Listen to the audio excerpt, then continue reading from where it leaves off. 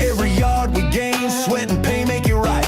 Bulldogs never back down, they got the bite. New Waverly Bulldogs, hear us growl. Each snap, each tackle, hear the crowd howl. With grit and heart, we rise to the test. We'll show them all we've got, we're the best. New Waverly Bulldogs, hear us growl. Each snap, each tackle, hear the crowd howl. With grit and heart, we rise to the test. We'll show them all we got, we're the best.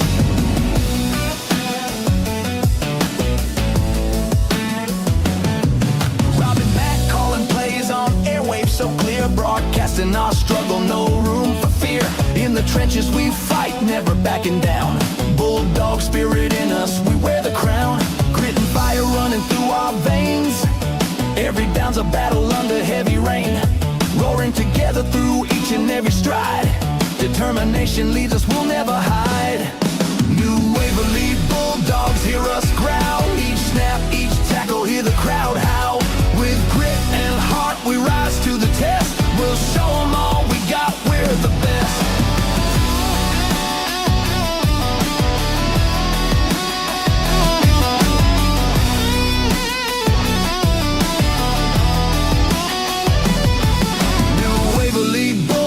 Hear us growl, each snap, each tackle, hear the crowd howl. With grit and heart, we rise to the test. We'll show them all we got, we're the best.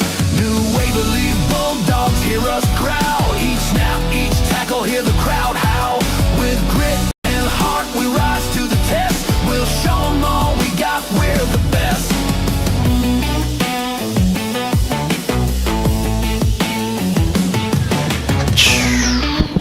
All right, here we are. Bulldog fans, tonight is game 2 of the season, a chance for redemption. Last week, New Waverly went on the road to Teague, fought a hard holding the game, even at 7 at half, but the second half slipped away. The Bulldogs took a 39-7 loss. That setback has only fueled this team's determination, though, to prove tonight who they really are. Tonight they face the Orangefield Bobcats in another tough road matchup. The Bobcats come in with speed and fight, ready to defend their home field. But these Bulldogs have something to prove. Built on pride, tradition, and heart, New Waverly knows how to dig deep when it matters most. It is the classic battle of the Bulldog versus the Bobcat. The Bulldog bites down and does not let go, but the Bulldog claws, scratches, and scrambles to the end. The Bobcat does, rather. Tonight, only one will walk away with the win. So get loud, Bulldog Nation, whether you're packed into the visitor stands, and there are a few visitors here tonight, or listening and watching back at home. Lift your voices, show your maroon and white, and get ready for a fight. This is New Waverly Bulldog football, and tonight, the Bulldogs are hungry to bite back. From the piney woods of the Sam Houston National Forest to the rolling hills and the fertile Blackland prairies and landmarks in between, wherever you're joining us tonight, this is New Waverly Bulldogs football, where champions take the field. Well, pleasant good evening, everyone. Rob Hipp here alongside my good friend, none other than Mr. Matt. Matt, good to see you tonight. And we want to welcome everybody into the Three Spoons Yogurt countdown to kickoff. Just like a great team, a great treat requires quality and variety. And that's what Three Spoons Yogurt brings to the table with their self-serve frozen yogurt. An array of delicious toppings for a winning combination. Visit Three Spoons Yogurt in Huntsville. So as always, settle in for an East Texas showdown where Bulldogs football, it's not just a game, it's the heartbeat of our community. Go Bulldogs! Broadcast coverage this season presented by our friends at Walker County Federal Credit Union, your full-service community credit union, serving Walker County since 1957. Matt Register here, man. Good to see you. The maroon. I like the shirt, man. Thank you. Come on, brother. So we need to go. You need to tell me where I get one of these. Yeah, most of what I get is solely because I think the chicks will dig it, and that's exactly why I got this. So. Well, it's good to see you tonight, man. You know, time to go over a whole ton of pregame as we normally do. This is our second game, brother. Thanks for last week. Tough loss for the Bulldogs, but, you know, they're back and ready to take on this Bobcats team. It's a team that's had their number the past couple of years.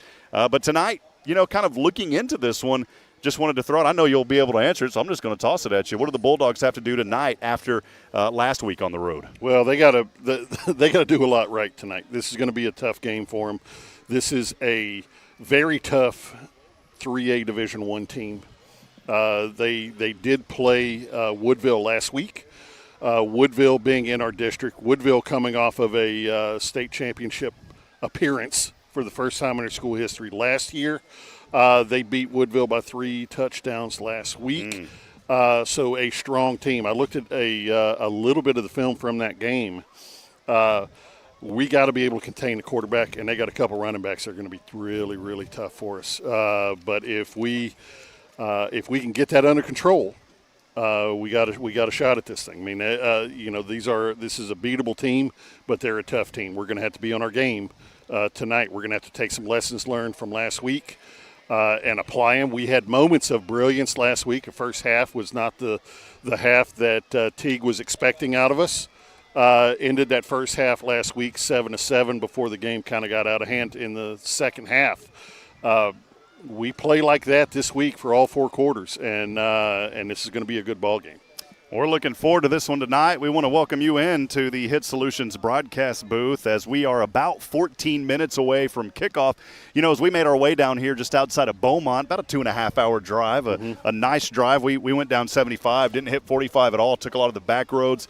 But one thing we noticed right when we came into Orangefield, there's a little bit of a haze, man. It's kind of like what we get in Walker County when they're burning some of the forest. I noticed some of that smell as we came in. Luckily, though, everything is fine. That won't be a problem here tonight. And it's a cool night for football. I think we're going to be down into the lower 70s here in just a couple of hours. This is going to be a great night for football here as we get rolling in September. Well, early in the season, cramps are always an issue, especially toward the end of the game. Last week was a very hot, very humid conditions. This week is certainly better for that, but we'll see what the kids are able to do with with the weather today. Hopefully they're getting over some of those cramps, those early season, that's just a function of conditioning and getting those muscles prepared for that.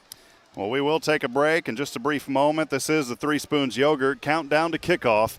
Kickoff coming up in 13 minutes. We are here at F.L. McLean Stadium in Orangefield, Texas, and this is New Waverly Bulldog football on the Bulldogs Broadcast Network. Stay with us. More to come as we continue on here in just a few moments. Hello, New Waverly Bulldogs football fans. Looking to beat the heat? Three Spoons Yogurt in Huntsville has got you covered. Located at 1524 11th Street in Huntsville, Three Spoons Yogurt is the proud supporter of your very own New Waverly Bulldogs. With a mouth-watering selection of flavors and a rainbow of toppings, Three Spoons Yogurt offers the perfect treat for any Bulldogs fan. Don't miss out on any of the frosty fun. Follow them on Facebook at Three Spoons Yogurt TX for all the latest scoop. So when you're craving something cool, remember, the only thing cooler than the yogurt at Three Spoons is being a New Waverly Bulldogs fan.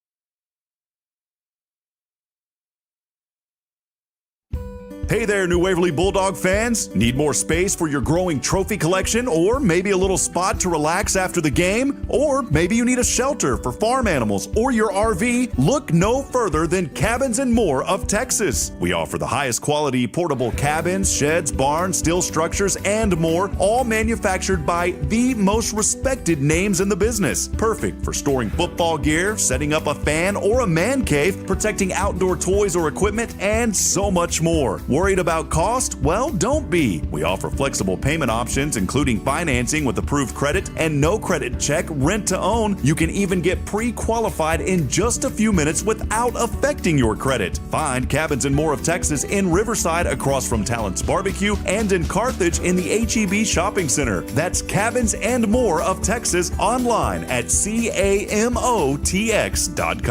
Howdy, New Waverly fans. Are you ready for some Bulldog football? Robert Lindemann here with Hit Solutions Realty. Dreaming of a place that feels unmistakably yours? At Hit Solutions Realty, we bring you home. Our mission, to guide you every step of the way, ensuring you find that perfect piece of property that whispers, welcome home, every time you step in. Whether you're diving into the market to buy or ready to pass on your cherished space, our expert team stands by your side, turning the process into a seamless journey. So, ready to make a move? Contact Hit Solutions Realty. Let's get the ball rolling and bring you closer to your dream home. At Hit Solutions, we recognize that every star should have its time to shine. In that spirit, Hit Solutions Realty is thrilled to back New Waverly football, wishing them a season as bright as the stars. For more information, visit HITTSS.com.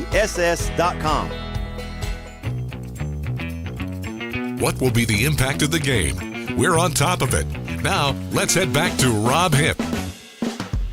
And Matt registered. Matt, good to be back up here in the Hit Solutions broadcast booth. We'll flip it back over just one more time. New Waverly just taking the field a few moments ago. Coach Schaub is down there with his arm up in the air. The players here tonight will be in their white jerseys, white pants, the numbers in maroon with 2 maroon stripes down the sides, the new Waverly logo on the side of the helmets.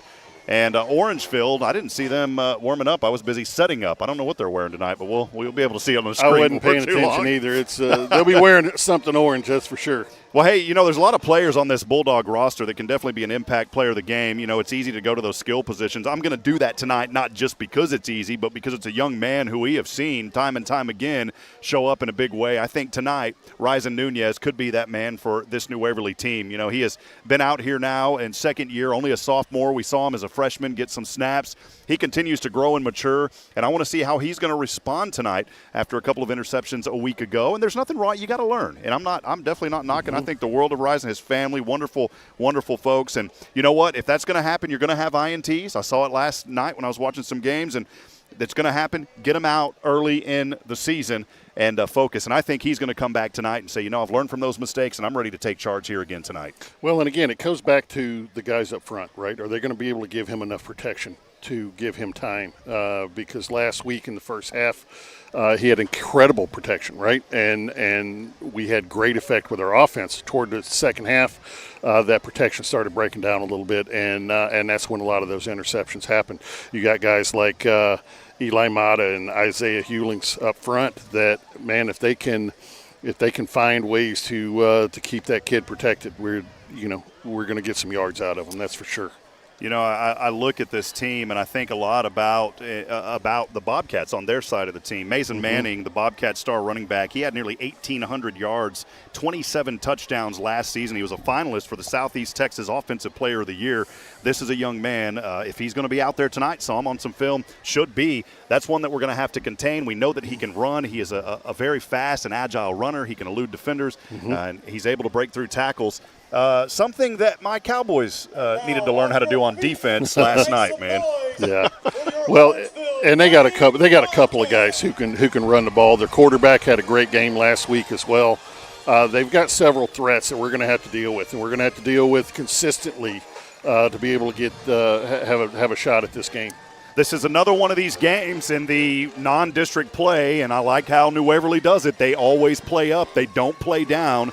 Going up against a very tough Bobcat team that has reached the playoffs 24 times in program history. This is a consistent contender. They've never won a state championship or made it to that title game, but they have that hunger to get there, and it all starts early in the season. You get those wins early, and that builds some momentum, and this is a Bobcat team who, as you alluded to earlier, coming off of a pretty impressive victory over Woodville to get this season going. Woodville, as you know, in our district, and that's going to be a tough matchup, but tonight we're focused on this one. Correct. I'm eager to see what happens tonight here, and I think we're going to see a lot early. What we said, this is coach speak, right? But what we see early, I think, is going to set the tone of the game. If New Waverly can come out, if they can get that opening drive, run down, score a touchdown, I think we're going to be set up. We saw it last week. Now we just got to keep the foot on the gas pedal and see what happens tonight. Yeah, no doubt. These kids they're ready. They have the ability.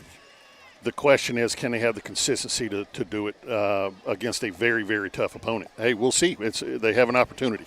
We are 7 minutes until kickoff. We're going to step aside and take a break as we continue the Three Spoons Yogurt countdown to kickoff. Normally, we would have our pregame with Coach Schaub brought to you by Cabins and More of Texas. We didn't have a chance to catch up with Coach, but let's keep it here. I believe we're going to go down to the field for our country's national anthem, and we'll go ahead and keep it right here. The crowd mic will turn up, and stay with us as we continue New Waverly Bulldog football here on the Bulldog Broadcast Network.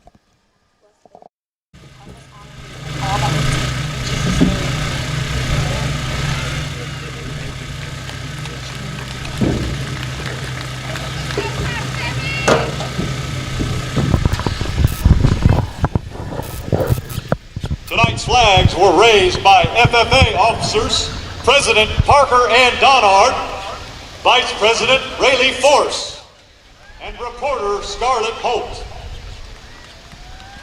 Please remain standing and remove cover for the singing of our national anthem.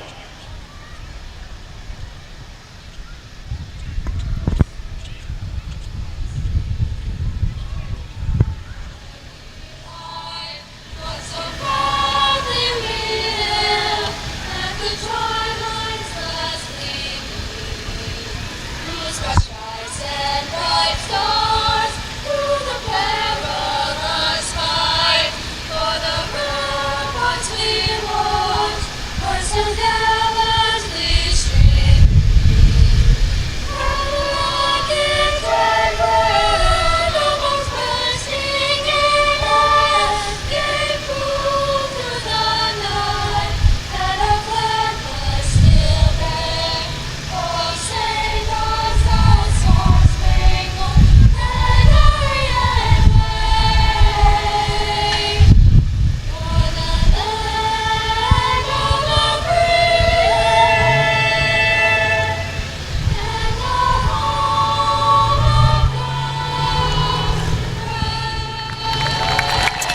As always, a beautiful rendition of our country's national anthem.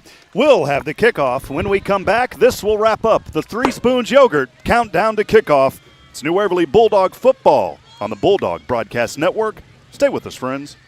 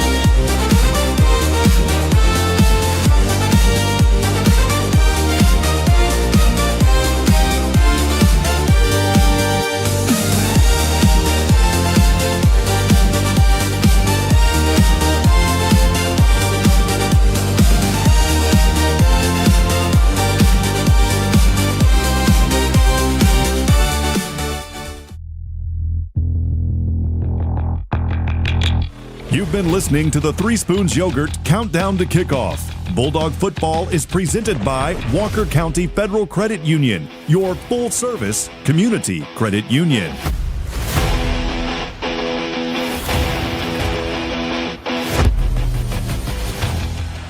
Welcome back to New Waverly Bulldogs football presented by Walker County Federal Credit Union. Here's Rob Hipp.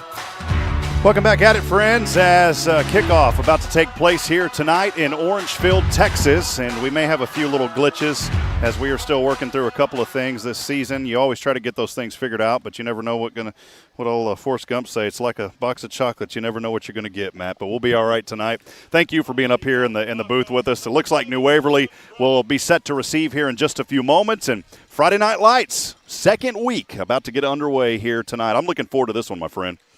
Well, and I think it's advantageous for us to get our offense out on the field first, give them a chance to, just like last week, get on the board early. And if we can surprise them, get some yards early, then I think that'll be a good thing for us. Again, this season presented by Walker County Federal Credit Union, your full-service community credit union. Two set back to receive. Nathan Dippery back there. Alongside, I believe it's Travia Davis III. Here's the kick. It's on the way. And that is not TD3. I beg your pardon. It was Carlos Taylor, and that one will, I don't know why he was picking that up, but that's going to be a touchback.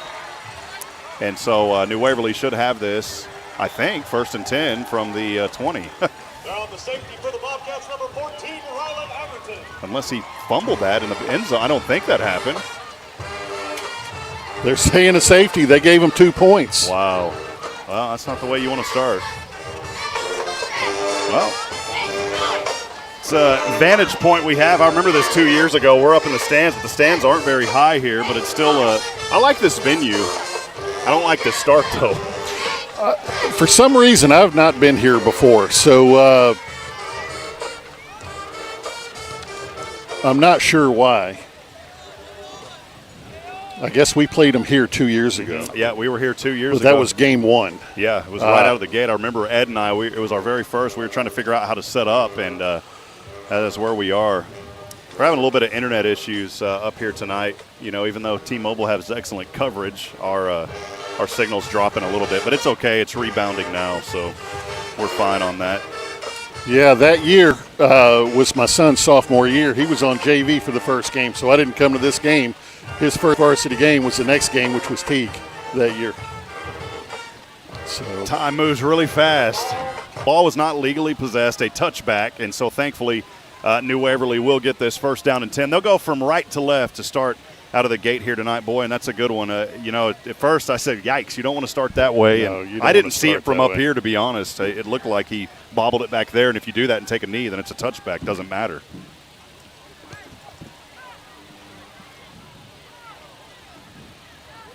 So the first possession for New Waverly will get underway here tonight. Big thank you to Nathan Height running camera for us. Ryzen Nunez in the gun. And here we go, first down and 10 from right to left.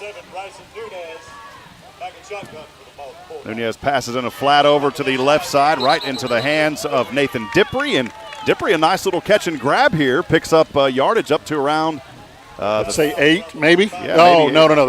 They cut him short to about 5 or 6. Lineman. Let's say better not be an offensive lineman. 4-yard loss. It'll bring up third down and a long 9. These are those tough situations you don't want. Do want to welcome all of you in. Many of you texted in last week. We'd love to hear from you. You can text us on the Bulldog Fan text line. That is open at 512-522-9105. 2 receivers down to the left, 1 up top to the right. Nunez gets the snap, drops back to the 15, passes. This one is caught. It's caught by Dippery to the right side, 35, 40, 45, and he's out of bounds. How about that? And it's a McGillberry Mechanical Heating and Cooling. First down for the Bulldogs. I tell you what, I love seeing those neon green gloves. As soon as he gets the ball, man, he can. That kid can scamper. That will move the sticks, and that's a good start. Again, all first downs this season brought to you by McGillberry Mechanical Heating and Cooling, based out of Huntsville, serving all of Walker County. Nunez in the gun. Traby Davis III, the running back, handoff, tries to go to the right side, up the middle, up the gut, pushes forward across the 45 to about the 48 or 3-yard so. gain. So a good run there to decent run of 2, just chipping away.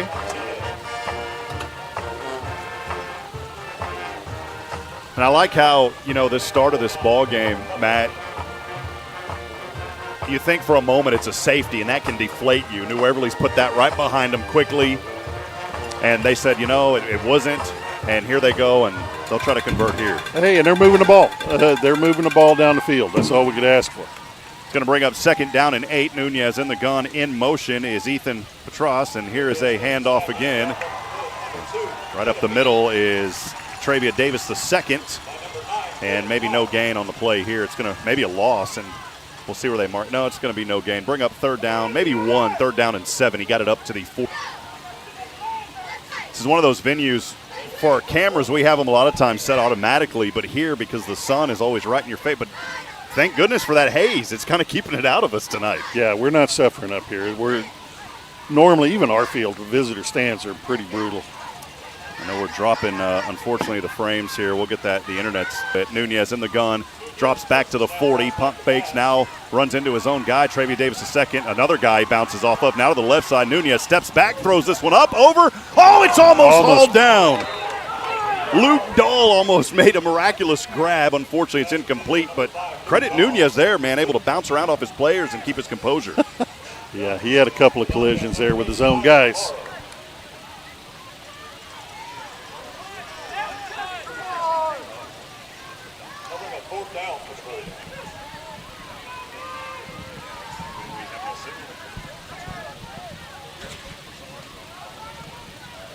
And we're bringing the punt team out for this.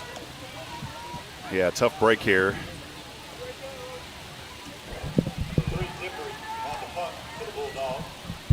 We may have to switch to the Starlink and see if it works tonight, man. We have no service right now. Oh, boy, that's going to be a flag. There you go. We'll take it. Good, man. Well, looking at our sideline, last week we had a report at halftime that TD2 had an injury. And then all of a sudden we saw him in the game in the second half. It looks like his brother, TD3, is the one with the injury. He's on the sideline, not playing this week. TD2 is in as a running back. 4 receivers, 1 down to the left is Luke Dahl, trips up top to the right. Nunez in the gun. Travia Davis offset to his left hip as Nunez drops back to the 40 to the 50, lobs this one up, and it's caught by one of his linemen. How about that? And that's not going to be an eligible receiver, but still, it was pretty cool to see him. There we go. There we go. Isaiah Hewlings picked it up as a heads-up play by Isaiah. Was that his dad over there? Yeah, that's his there dad you go. right next to us. That's all right. There you go, man. Let's just go ahead and let him have that one. There's no problem. Right. Yeah, I think he earned it, if nothing else. yeah, he right? earned it, guys. Just let him have it. Eligibility, who cares? It was tipped, yeah, so he can have it. So there you go. I was going to say, man, that ball got knocked around. Once it's tipped, anybody can go up fair for game. it. But again, it goes back to the protection that our quarterback has.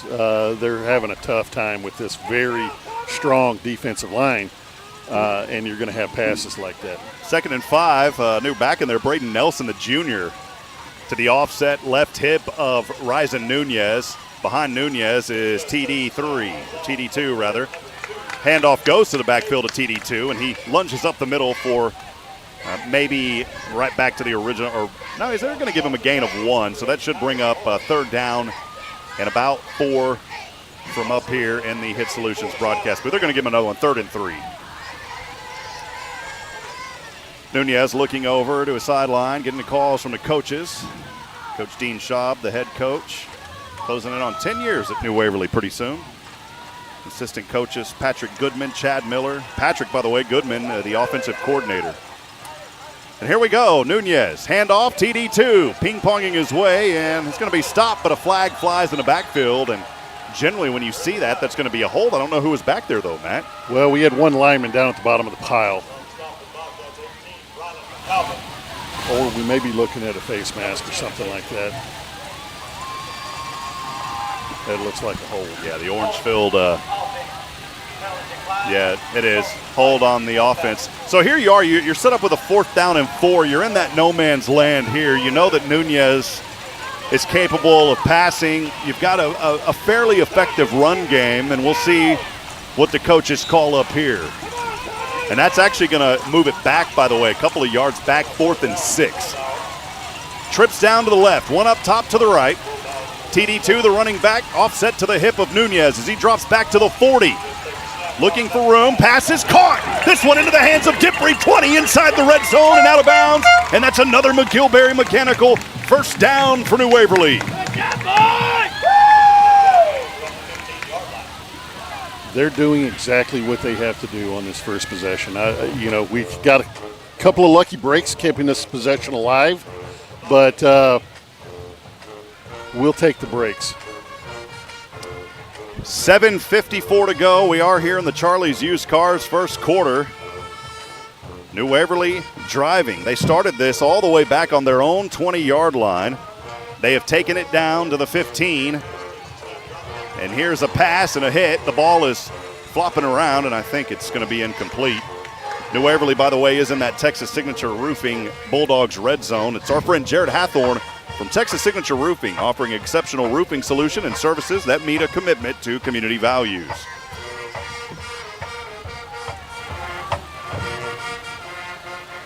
Hey, no Pedialyte or whatever this week. No Pedialyte this week. I'm a little disappointed. I was hoping we'd get some. It's probably what's up with my stomach a week later, man. I'm pretty sure those were medical supplies, not actual beverages. That was a week ago, by the way.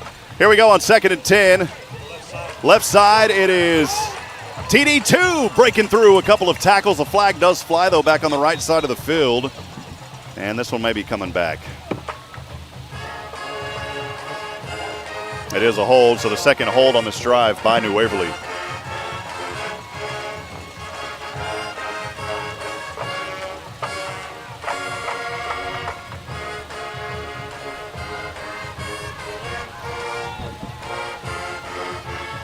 The band is sounding good over there tonight. Always enjoy the sounds of the band. But this is a big hold. This is a big hold here. It's going to set New Waverly back now 2nd down and 20, Matt.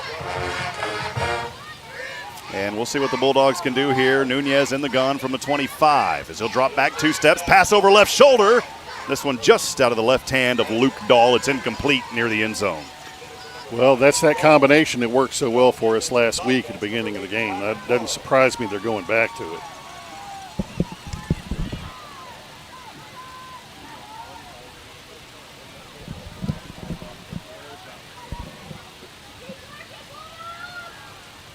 So now 3rd down and 20. New Waverly's been able to keep this drive alive on tail end of these downs. They did on third down once, and there you go, Nathan. Yeah, that's good right there, Nathan. There you go. Now keep in mind, Trey Sherwin has the ability to kick from the 40. And we're in that right now, yeah. Here's Nunez in the gun. He'll drop back 3 steps, pass over right side. Has a man, and it's incomplete to Diprey there on that right side. And that'll bring up and he's going out. There you go. We're going for it. So Trey Sherwin. So Trey has the leg to get there. 42-yard attempt coming up here for Trey Sherwin. So he definitely has the leg to get there. The amount of time him and his holder, Diprey, have had to work together is going to be the linchpin in this one. Diprey set to hold, and here's Trey Sherwin from 42. No win behind him. Here's the kick. On the way, this one's going to be short. No good. And he did have some pressure up in his face there. You got to credit that special teams unit. So a first drive stalls after nearly 5 minutes. We're scoreless here in the first quarter, brought to you by Charlie's Used Cars. We'll be right back after this. Stay with us. It's New Waverly Bulldog football on SHN. Looking for a car you can trust? Come on down to Charlie's Used Cars in Huntsville. We're not just another dealership, we're a family. For 50 golden years, we've been serving your community with quality pre-owned vehicles and unbeatable customer service. At Charlie's, you're not just buying a car, you're joining a legacy. Visit our virtual showroom to explore our vast inventory, each car complete with detailed information and pictures. Got questions? Our professional sales staff is here to guide you in every step of the way because your satisfaction is our mission. Discover why at Charlie's Used Cars, it's not just a deal, it's a relationship. Visit us online at charliesusedcarstx.com. Oh, man. Well, we thought we were going to take a break. Well, we ain't taking a break. It's 3-0 at Sherwin. There was a penalty.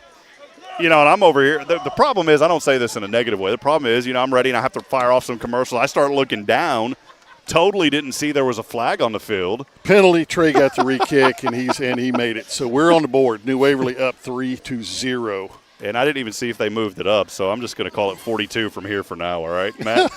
Okay, we'll just give it to him, all right, man? We'll give it to him. So it is 3-0 New Waverly with the early lead here after the Trey Sherwin field goal. Friends, I'm sorry about that. Just obviously didn't see that. Matt's going to get some clarification here for us. We were both talking about a technical thing up here during the break. And so now Sherwin set to kick this one away. He'll go from right to left. 2 back to receive for Orangefield. Here's right toe to leather. This one on the way. High booming kick. Going to be fielded around the 10 on the right side. From left to right. To the 25, bounces through a couple of defenders, and now finally stood up around the 27-yard line. Good job by the special teams unit for New Waverly and Orangefield. We'll get the first look at them tonight. Did you catch what happened on that, Matt? Yeah, it was a penalty. They did move it up, and Trey got a chance to re-kick it, and the kick was good. I don't know what the penalty was, but it was on Orangefield, and it did move the ball up. All right, we'll call it 5. Yeah. Just a 37-yard field goal, good. And another hold here. This time it's by the receiving team of Orangefield. 6:44 to go here in the Charlie's Used Cars first. We'll keep things right here. And a good start for New Waverly. I'm glad that drive ended up not stalling, and they were able to get 3 points out of it.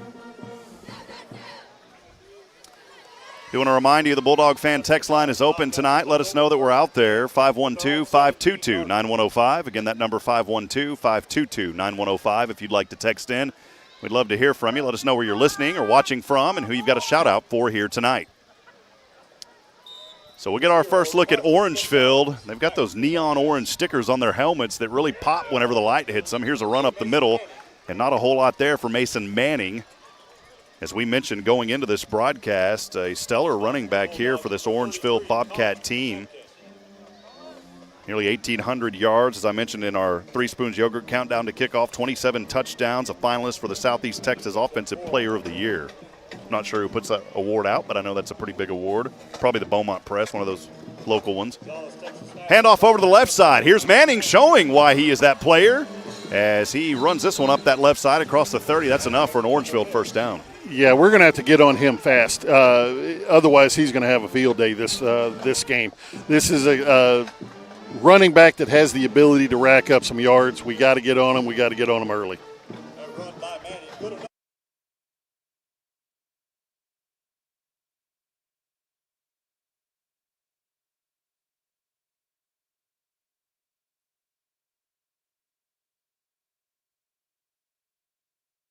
Here's Gonzalez, and he'll run it on the left side.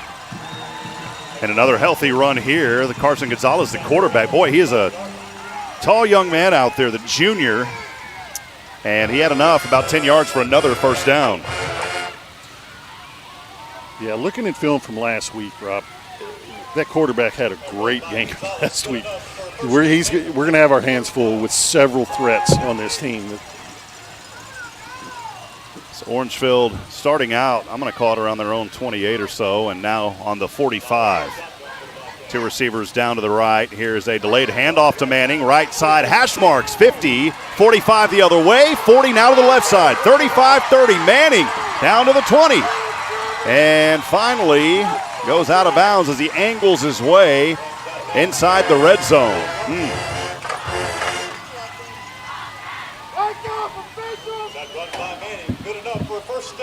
Boy, he took that bad boy. Yeah, he is a hard to tackle kid. I'm going to say 40 or 50 yards down there. That's inside the red zone now for Orangefield. Looks like about the 18. 17. 17 is what the announcer calls it across from us. Gonzalez in the gun, rolls to the left. Pressure in front of him, and he almost goes down on a sack. Now he finally will. How about that stand-up pressure there by New Waverly? Max Tomczak bringing a little tomahawk there early, and some of his teammates got around him. It looks like a 4 or 5 yard loss. 3 or 4 yard loss. Bring up second down. Tomczak with the first hit on him. I didn't see who actually brought him down. A couple of Bulldogs brought him down. Max came in, got a hand on him, slipped off, and but slowed him down enough to get his teammates there. Trenton Harrison back over to the sidelines for the New Waverly defense. Gonzalez, handoff Manning on the right side. Still on his feet, breaks through 1, 10, 5, the angle, touchdown. 20 yards in for Mason Manning, and Orangefield takes the lead on the first possession for them tonight.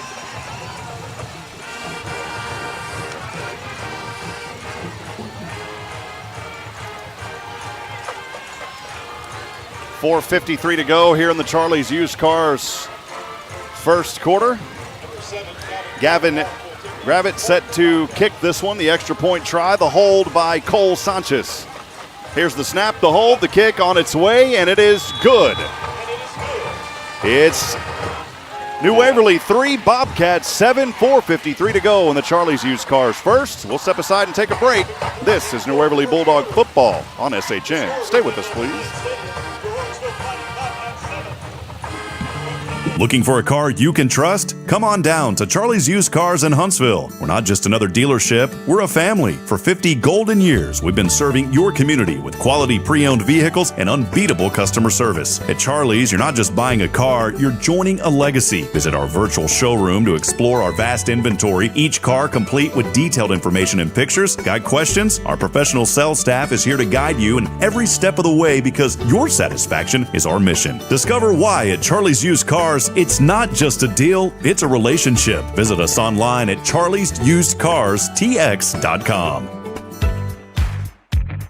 The first quarter is brought to you by Charlie's Used Cars. Here's Rob Hipp. Welcome back at it, friends. Moments ago for Orangefield, started about their own 28 or so. They took it all the way down the field, capped off by a 20-yard run by Mason Manning. Extra point kick was good at 7-3. Here is the kick, fielded by New Waverly, and it is Carlos Taylor. Taylor finds some light on the left side. Taylor to the 40, 45, and he goes out of bounds just shy of the 45-yard line. He's finally brought down on the play by Jackson Hagerton, and great field position coming up here on the second possession of the night for the Bulldogs. New Waverly on their last possession, as we take you back on a Double Dave's Pizza Works scoring drive recap. They started out on their own 20. And they come down and score a 37-yard field goal off the foot of Trey Sherwin to put 3 on the board. But New Waverly trailing 3-7, 4:42 to go here in the Charlie's Used Cars first quarter. As the Bulldogs will break out of the huddle. Ball is resting on the left hash mark at the 46-yard line. One receiver up top to the right is Leo Escobedo. One down to the left for New Waverly. It's Luke Dahl. And Jace Card, the quarterback, in there now. He'll hand off in the backfield to the left side. Flags fly again. We've seen a lot of holding in that backfield tonight. And the run there by Khalil Major.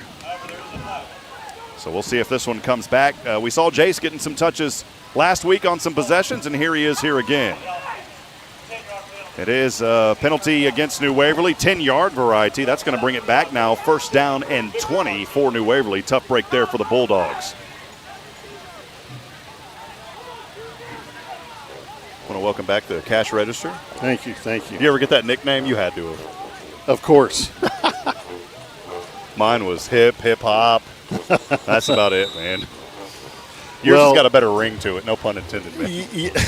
Well, I tell you what, being in a smaller town, and I was gone for 25 years, and then back, you see classmates and all kinds of folks you hadn't seen in 25 years show up at games. So, pardon me, I had to go say hi to a classmate I hadn't seen in a while. New Waverly started on our 46. This ball is back to the 36 on 1st and 20. Here's Jace Card. He goes down hard. Yeah. My goodness, slammed for about a 7-yard loss. And we're having a tough time picking up that blitz. That blitz is very effective for him. I think it was Rylan Agerton back there, the one that slammed him down as he just got a high five from his teammate, Silent Granger. And now we're facing second down and 29. Yeah.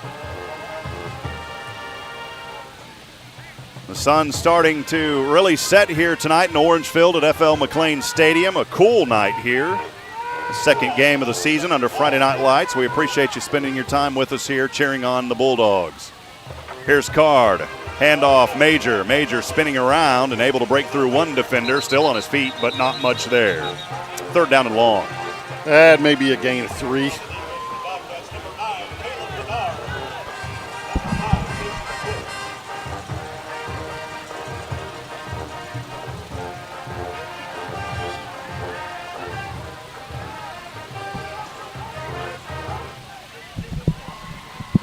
So now it's still third down and 29. No gain on the play. Jace Card remains in there as quarterback. Luke Dahl, the receiver, down far to the left.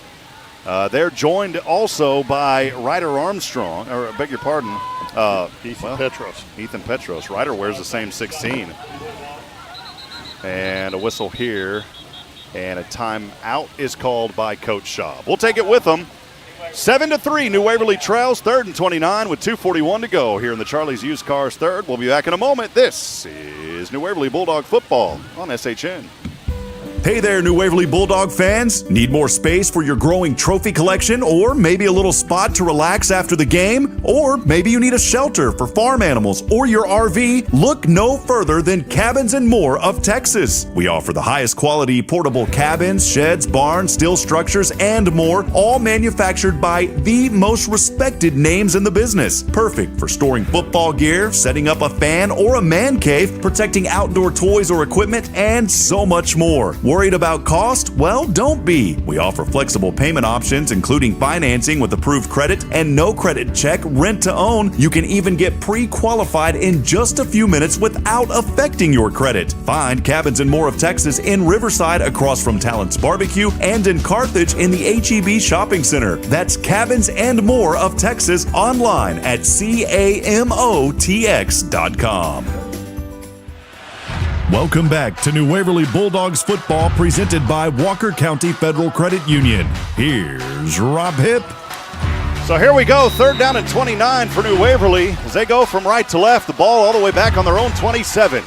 Jace Card in the gun. Receiver in motion is Dippery from right to left. They tried to flip it to him. It's dropped and it's turned over, and it'll go right to Orangefield. There to pick it up on the play was the big 5'7" William Crosby. And that was a pitch. That should be a fumble and a turnover. Yeah, no, that's a turnover, and that's going to give them a very good field position. Looks like about the 24. The officials are talking about it, but that was a pitch. That was a forward pitch. Now, if they change their mind, I'll be okay with that. Yeah, I don't see a way that's going to get changed I here. don't think the Orangefield fans would be too happy, but we'll see.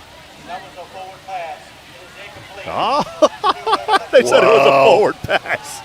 Well, I guess it's the angle we're at, man. I have no idea, because from here it looked like it was behind. That was generous, but we'll take it.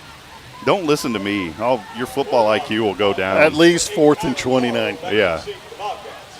Oh, your football IQ will go below the ground if you keep listening to me, Matt. Your IQ's already way up there, man. No, I'm not claiming that at all, but all right, Diffie's going to punt this one away. There is one back to receive here for Orangefield. High booming this one here for Kyron Morrow, and it goes out of bounds. It's going to stay on Orangefield's side of the field. Yeah. We'll keep it right here. We'll check our fan text line. Haven't had a chance to get over there to it yet tonight.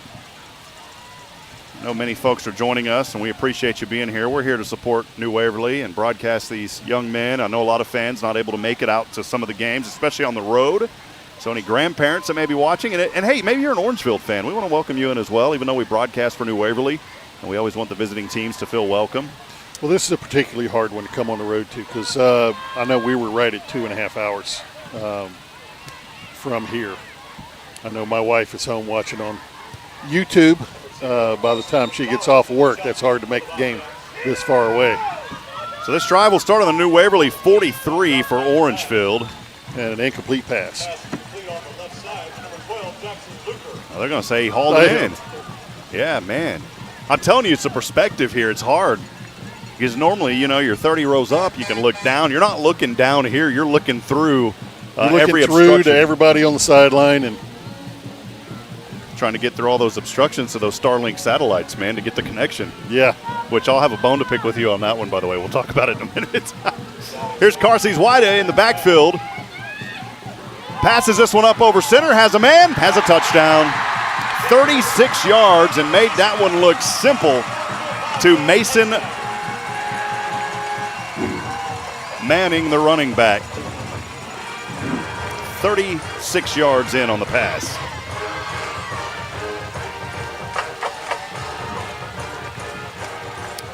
That'll extend the lead as it sits right now. Bobcats 13, New Waverly 3 here in the Charlie's Used Cars First.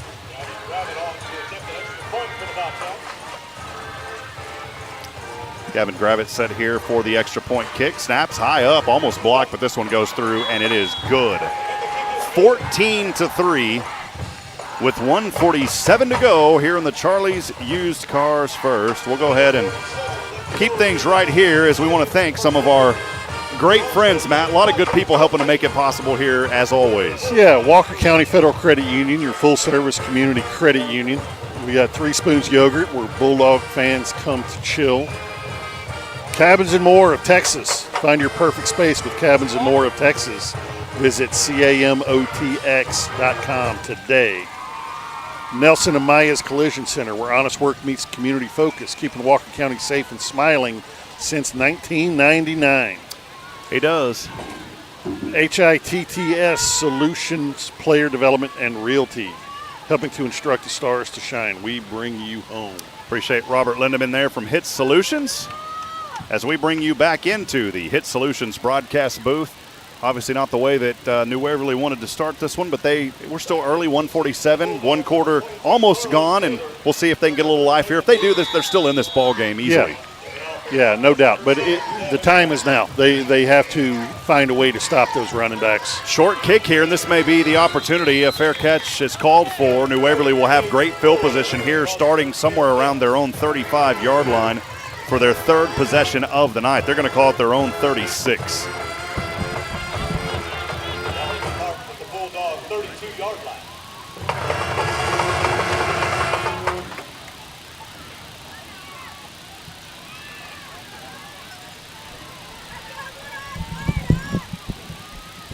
Starting to get a little darker out here tonight.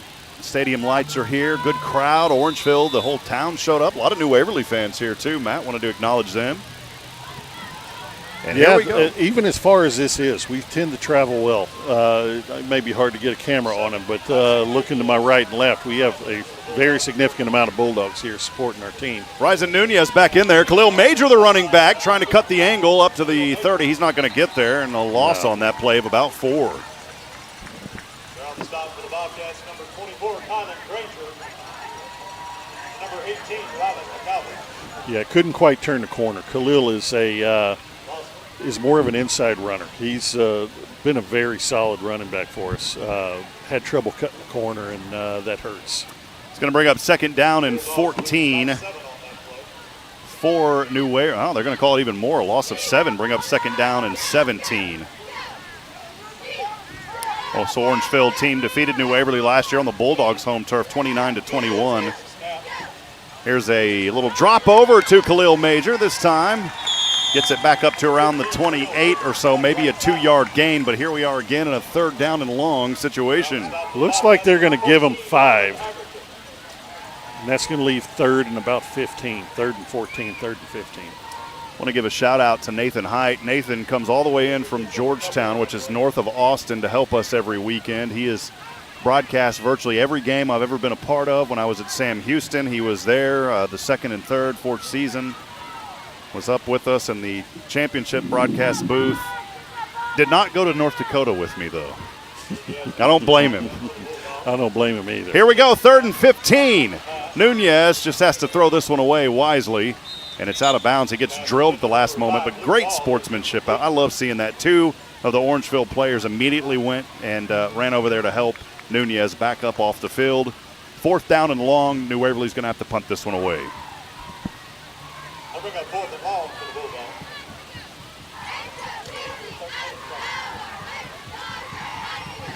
Back deep to receive for the Bobcats, number 8, Kyron Morrow. Kyron Morrow set back to receive, a sophomore receiver, also listed as a defensive back for the Bobcats. Nathan Dipree will punt this one away from about the 15. Runs up to it, gets the punt up. This one a little bit more of a line drive and takes a hop out of bounds around the 45-yard line with 7 seconds to go here in the Charlie's Used Cars First. We'll take it with them. We'll be right back. It's 3-14 Orangefield with the ball when we come back here on SHN. Stay with us, please.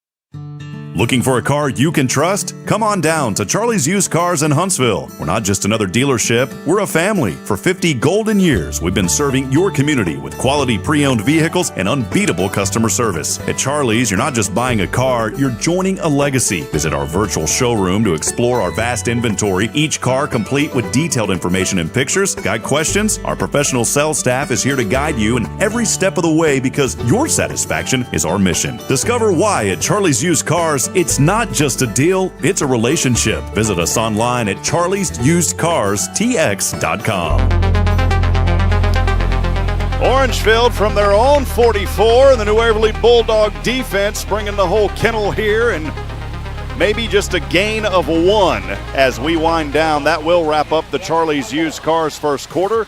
And since we just took a break, we'll go ahead and stay right here. It's 14-3 as the teams will switch sides now.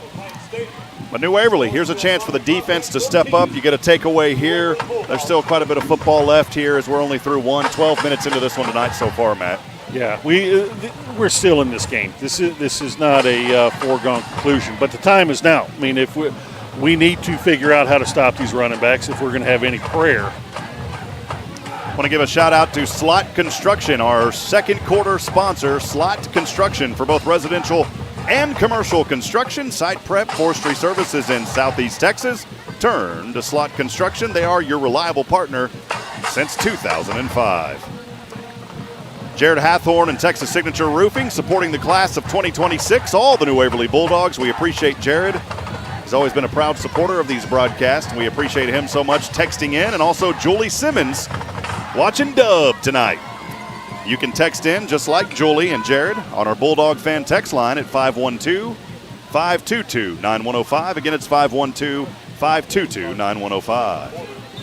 They're going to say no gain on that last possession for the Bobcats. 2nd down and 10 from the 44 from right to left. Here's Mason Manning across the 50, finds some daylight, and he's got a 1st down. He needed 10. I think he got 11 up to the 44. Yeah, that's definitely a 1st down for him. He just seems to take his time and tiptoe his way through finding the hole, and that's giving us fits tonight. This drive started on the 36 of Orangefield on their side. Their 3rd possession of the night. They have scored on both possessions so far. Looking to continue that momentum, Carson Gonzalez in the gun, 2 receivers to the left, 1 up top to the right. Here's a low snap, handoff Manning. No, that's not Manning. This time it is Kyler Green, and Green was stopped on the play. The Bulldogs able to get in there quick. And I think that was Otto Wineland in there. That was Otto, made that stop. Otto, he knows. Only a gain of 1 brings up 2nd and 9 from the 44 of New Waverly. Boy, just a beautiful night for football here tonight. Yeah, it is. It's cooled off significantly from what it was this afternoon.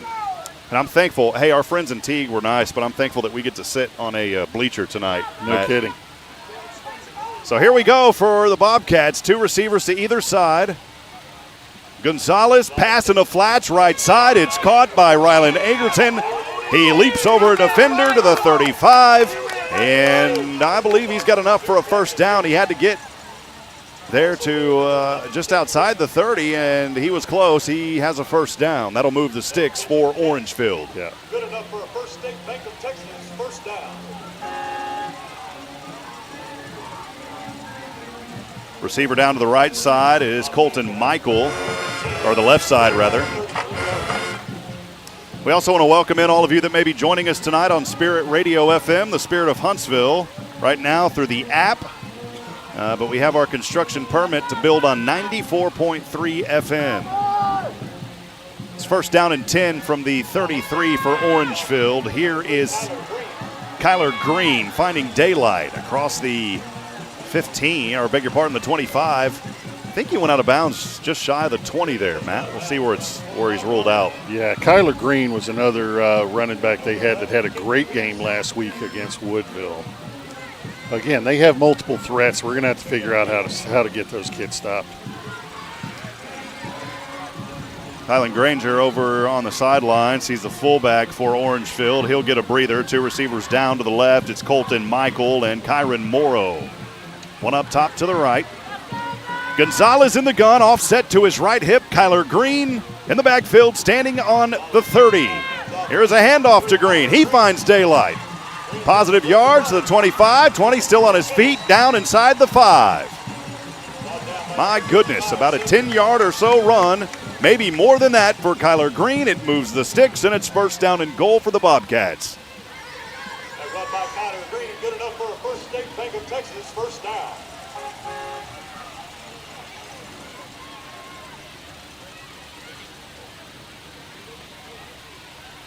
Bobcats will have 1st and goal at the 8-yard line. So it's 1st down and goal. They're going to mark him down actually at the 8. Kyler Green remains in. Handoff left side. Green trying to charge through a defender. Stands up a couple of Bulldogs. The push is there, but not enough to get in. He picks up maybe 3 or 4. Yeah, 2nd down and goal. Brought down by a host of Bulldogs. Many of you texting in. We'll get to more of those in a moment. Actually, I'll get to one of them right now. How about the Bulldogs? Ryder Armstrong cheering them on. Don't know who the name is there, but we appreciate you tonight. Thank you for that. Also, shout out to Wesley Brinkley. A shout out to Brinkley saying, let's go Bulldogs as well. 2nd and goal from the 4.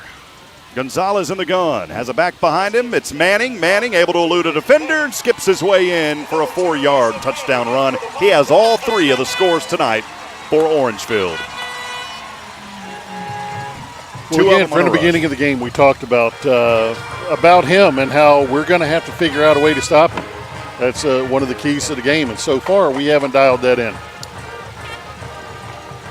There's a 20-yard run to open this ball game on this first possession by Mason Manning, then a 36-yard pass to Manning, and now another run, a 3-yard run in.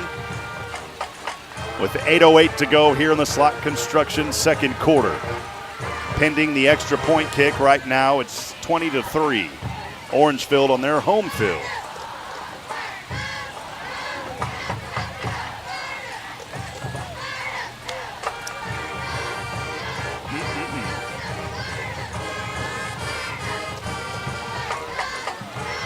Wanted to say thank you for bringing your Starlink last week, Matt.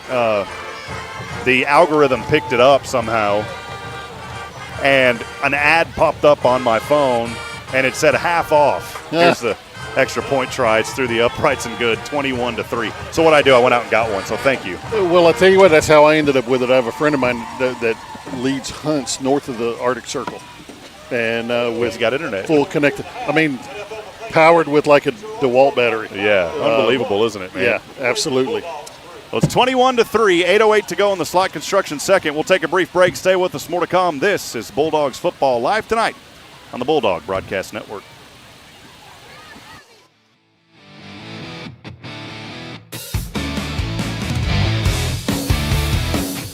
When you've got a serious project that needs to be done right, trust the experts at Slot Construction. Serving Southeast Texas since 2005, Slot Construction is your leader in site prep work. From clearing land and building new roads to constructing ponds and underground utilities, they prepare and deliver with precision and efficiency. Whether it's for your home or your business, Slot Construction has you covered. Visit slotconstruction.com to learn more about their full range of services. SLOTT construction.com, where quality meets commitment.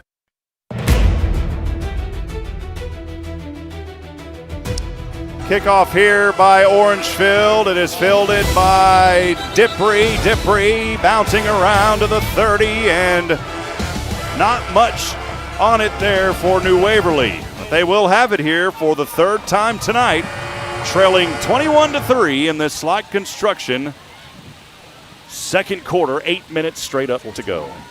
Do what? Fourth time tonight. Fourth time tonight. Hey, you're right. Look, I left something out there. What did I do, man? What did we have? Did we punt it? We punted it, didn't Yeah, we? we punted it a couple times. Thank you, man. That's why I have you, man. No worries. This is why I'm not in Fargo anymore, by the way. No, I'm just kidding. That was my decision, by the way. It was great. I'm glad to be back here, man. It's been 2 wonderful years. Wouldn't be anywhere else on a Friday night here with this team. It's a hand up to Major. Major, they're having a hard time bringing him down. Major's going to try to push his way forward with that line behind him. And check this out. Stood up maybe for no gain, and that extra push is going to give him several yards here on first down. We've seen some positive running tonight from Khalil Major. Like what I'm seeing from that young man. Khalil had a good game last week and has the potential to rack up a lot of yards for us this season. And he has really picked up his game from last year.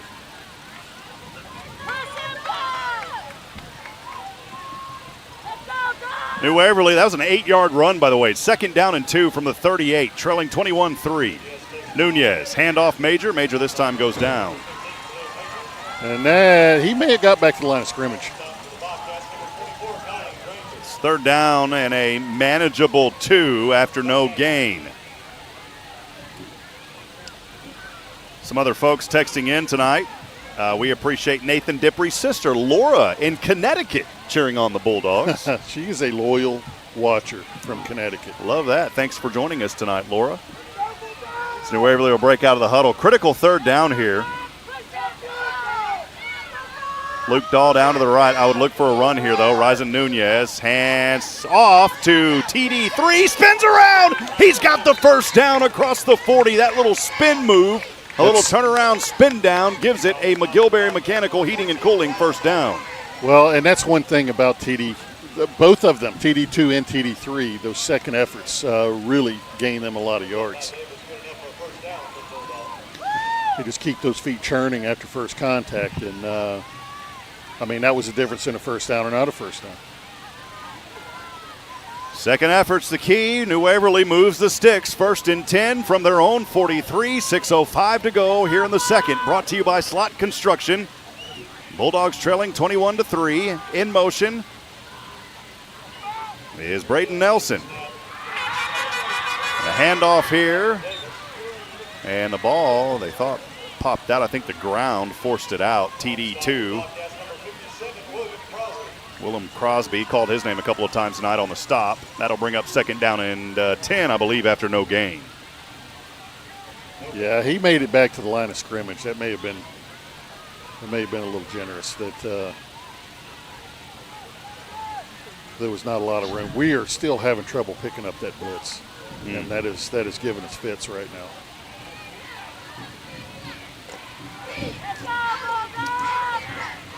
Second down and 10. That rush is coming on the left side. TD2 not able to find much there. Now we got third down and long. Maybe back up to the original line. 3rd and 10 coming up. No, that was a loss. That was a loss of a couple. Yeah, it is. They moved him back. So about 3rd and 12. Ryder Armstrong, or Ethan Petros, I beg your pardon. That's Ethan out there, right? Yeah. I don't know if it's Ryder's listed there too as a 16, but Ethan Petros out there alongside Leo Escobedo. Is it Escobedo? Escobedo. Escobedo. I know an Escobedo. That's why I said that. Escobedo. Leo. Say that. That's what I've always called him. So. Hey, you know Denzel is not Denzel. It's Denzel. Did you hear about that? I did hear about that. Here's Risen, steps back, throws over center, caught. Nathan Dippery, 50, 45, first down for the Bulldogs on 3rd and 12. It was an absolute dart to the green hand man, and that'll move the Sticks into Orangefield territory on a McGillberry Mechanical Heating and Cooling first down for the Bulldogs. Nice.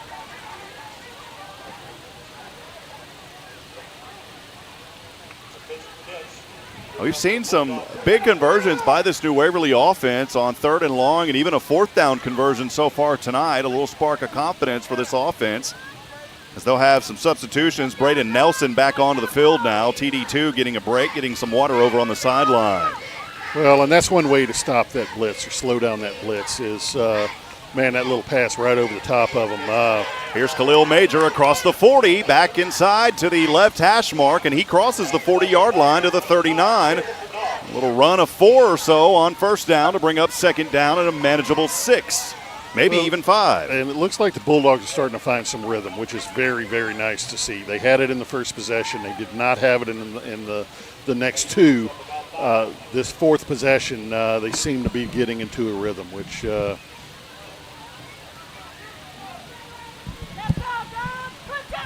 not only is going to help them get on the clock, but it's also going to eat some clock up and keep that ball out of their hands.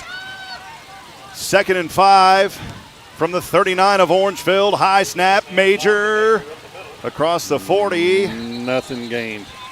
And they're going to put him at the 40. It may have been a loss of 1 to bring up another 3rd and long, 6.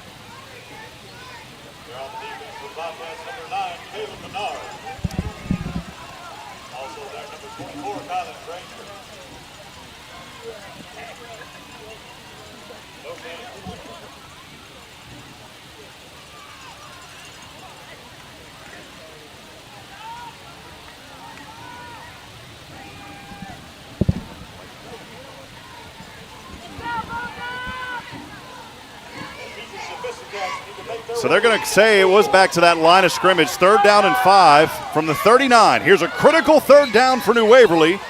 And Coach Schaub is going to call his second timeout. We'll take it with him. 2:14 to go here in the Slot Construction second. This is New Waverly Bulldog football on SHN. Stay with us.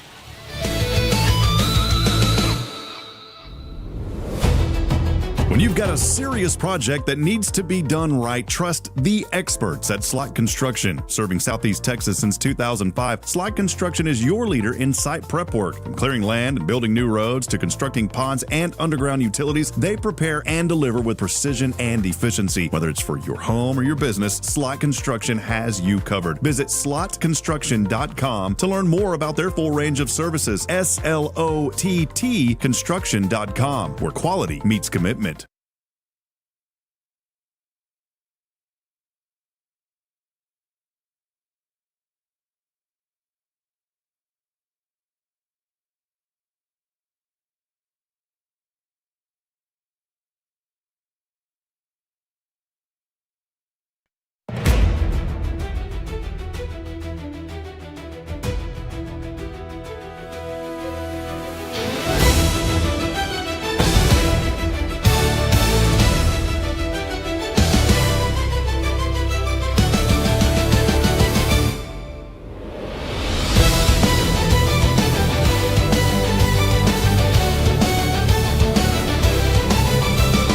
right, back at it here. 2:14 to go, 3rd and 5. New Waverly trails 21-3 here in the slot second. Ryzen Nunez rolls to the right, looking to pass, throws this one over. It's intercepted but out of bounds. That's out of bounds. Out of bounds there, leaping up, making the grab. Rylan Agerton. As aggressive as these linebackers are being in blitzing and trying to rush the passer, that little screen pass they ran earlier in this series was the most effective thing. And we'll slow that blitz down. We'll slow that aggressiveness down. Thank you for your patience, too, as we're adjusting that camera. The lighting at the stadium is always fun to work with, and I don't like using the auto setting here, and so we've had to adjust all sorts of things tonight, but I think it looks pretty sharp now. Nathan doing a good job helping us. 4th down and 5. Dippery set to punt this one away, and back deep to receive this is Kyron Morrow. Here's Dippery looking for the fake. Dippery 40. Can he get there? He's close. He's close. Boy, we'll see where he was at. He got to around the 40 or the 35. They're going to call him short. Oh, I think he may have been just short. We'll see where the spot is. I think they're going to call him short. Of course, we can't see where we're at. No, we can't see anything from here. We've got a whole sideline of Bulldogs in the way. And I think it's enough for a New Waverly Bulldog first down. Let's see. I don't know. Coach Schaub, for the moment, seemed like he was saying yes. They're still looking at this thing. And they're going to bring out the chain game. Man, where is that at? I can't even see 3 that. feet in from the sideline. I think is it like an inch?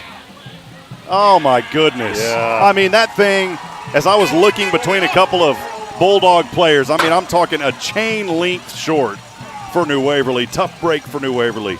I like the aggressive call, though. I loved it. Man. Saw Dippery down there in frustration, as he should be. I mean, that was a great effort by that young man who puts a heart and soul into this team, and he was just short. I mean, just short. 1:58 to go here in the slot construction second quarter. It's 21-3. Turnover on downs for New Waverly as they go for the fake punt. Did not work out. And now the 4th possession for Orangefield. They'll start in fair position, but not too bad. I mean, on their own 34. So if you're on the defense, that's absolutely manageable. Last thing you want to do here, though, is give up any points. 1:58. And remember, Orangefield gets the ball to start the second half as well. Carson Gonzalez and the gun at the 30.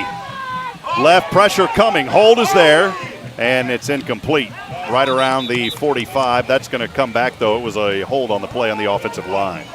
Well, stopping them before the half is going to be key for them because, again, they get the ball back right after halftime. If they can stop them now, that's going to give them a prayer of keeping this game manageable.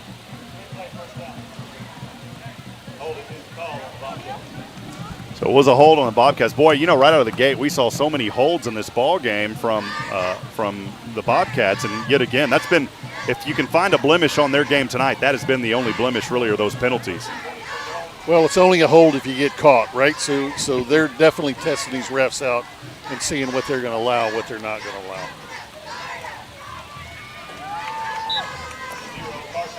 Here we go, 1st and 20 for Orangefield from right to left. Empty backfield.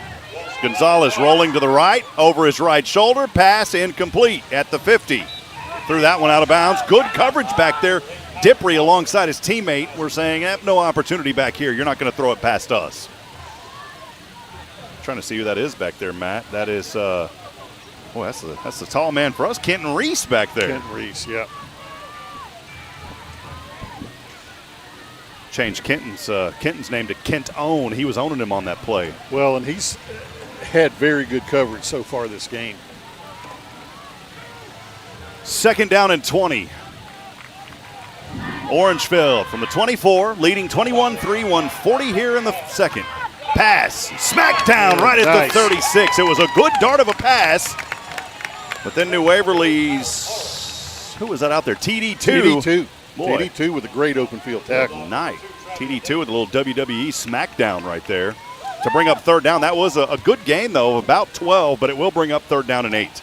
I'll tell you what, as much trouble as their run game has given us, we have largely held their passing game. It's one thing I always liked about, at the college level, we would always have a monitor in front of us with real-time stats, and I would still have someone that would help keep stats just to have that up there. At this level, I keep some stats, but I only keep a drive summary. It's hard to kind of put all that together, and I miss that because it'd be nice to know how many passing yards there. I mean, we had that one big breakaway pass, the 36-yarder to Mason Manning. Other than that, we haven't seen a whole lot tonight on that passing side. It's been all running. It's been Manning on the running game. But this has been a very positive defensive effort here by New Waverly with 1:32 to go in the slot construction second. Bobcats on their home field tonight here in Orangefield at F.L. McLean Stadium, leading New Waverly 21-3. Dippery will kind of hang out in the backfield here as the defensive back. Not going to give them too much space. They're playing off the line here pretty far back. It's one of those opportunities. If you got a pass, you should have good coverage. A run would give you some positive yardage. This is a good defensive set here for New Waverly. 4 up front. It is a pass. Empty backfield. Right side. Up, incomplete. There you go. And you got to think about this here, Matt. 1:27 to go. It's 4th down and 8. Obviously, Orangefield going to punt this one away. And New Waverly has an opportunity to try to get this thing and put some more points on the board before they head into the locker room now. No doubt. We have our number 9, which we do not have on our roster. I'm not even 100% sure who that is, with very good coverage on that pass.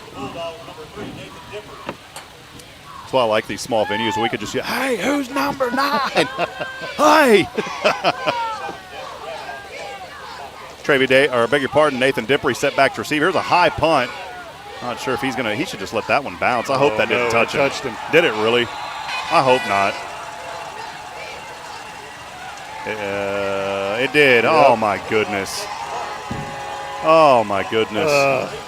It touched him, and it goes right to Orangefield, so consider that just a long pass now. All the way up to the 37-yard line. And a new set of downs and a minute 17 to hold them before the halftime, knowing they get the ball right back right after the half. And so this possession will stay alive here for Orangefield, and they've got 2 timeouts to work with.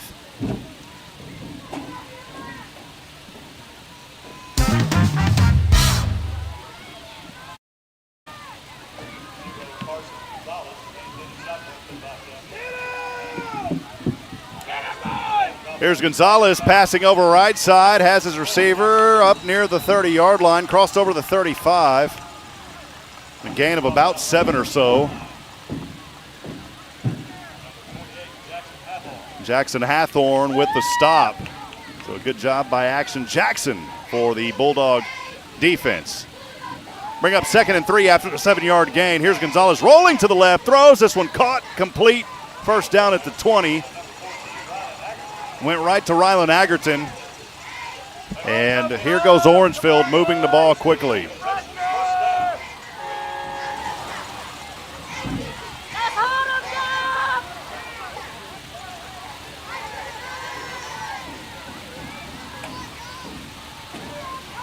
Sun is completely set here tonight at F.L. McLean in Orangefield, Texas.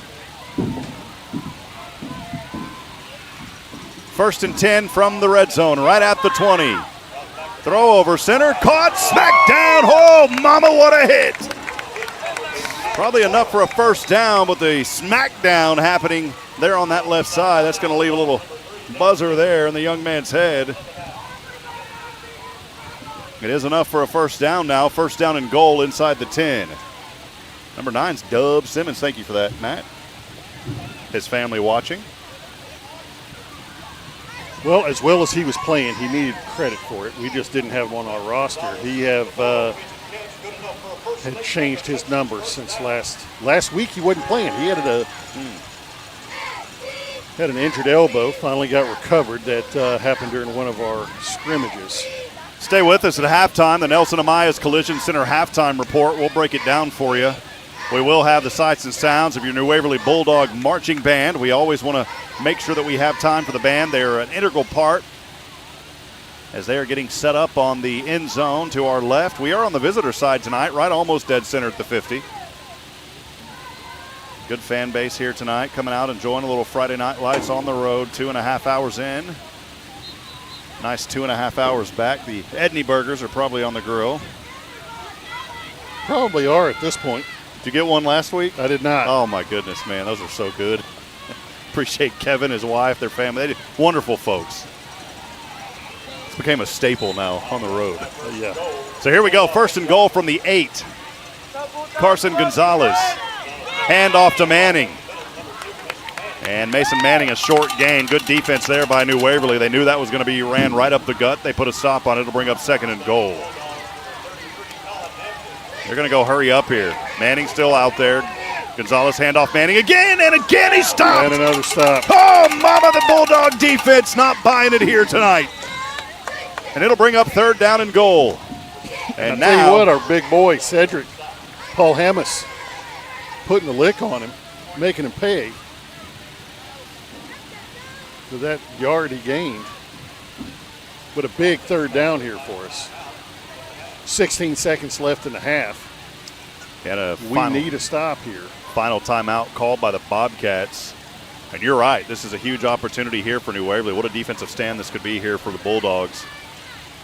They've been able to stop Manning now twice as he has tried to punch it in from 1st and goal and now 2nd and goal. Now it brings up 3rd down and goal from the 3. I think regardless, they don't get in here, I would assume that they're going to try to go. They wouldn't go for the field goal. I think they just try to punch it in. Sure. This has been a very effective run game so far tonight, but New Waverly trying to hold here on 3rd and goal from the 3. 16 seconds to go in the slot. Second, it's 21-3. New Waverly trailing. Orangefield here, going to keep Manning in the backfield. They're going to line up under center here. You don't see this, do I? Yeah, just pretty much under. Here's Gonzalez passing over left side, and it is incomplete. How about that for New Waverly? One more opportunity for a stop here with 12 seconds in the first half. And it would surprise me if they went for the field goal here.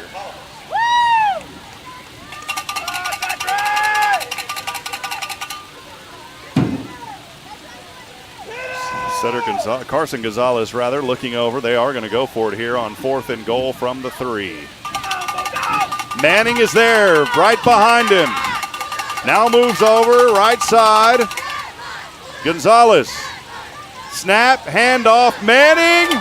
No, it's Gonzalez, and he leaps his way in for a touchdown. That one threw me off. 3 yards in with 3 seconds to go, and that'll put 6 more on the board. Well, that's not what we wanted. That's going to make it very tough with a 4-score game. It's 27-3, 3 seconds to go. New Waverly does have 1 timeout left. I would assume here, if they get it, obviously they would probably just take a knee and go into the locker room. But 3 seconds, you're going to run the clock out on that return, unless it's goes out of bounds or something crazy.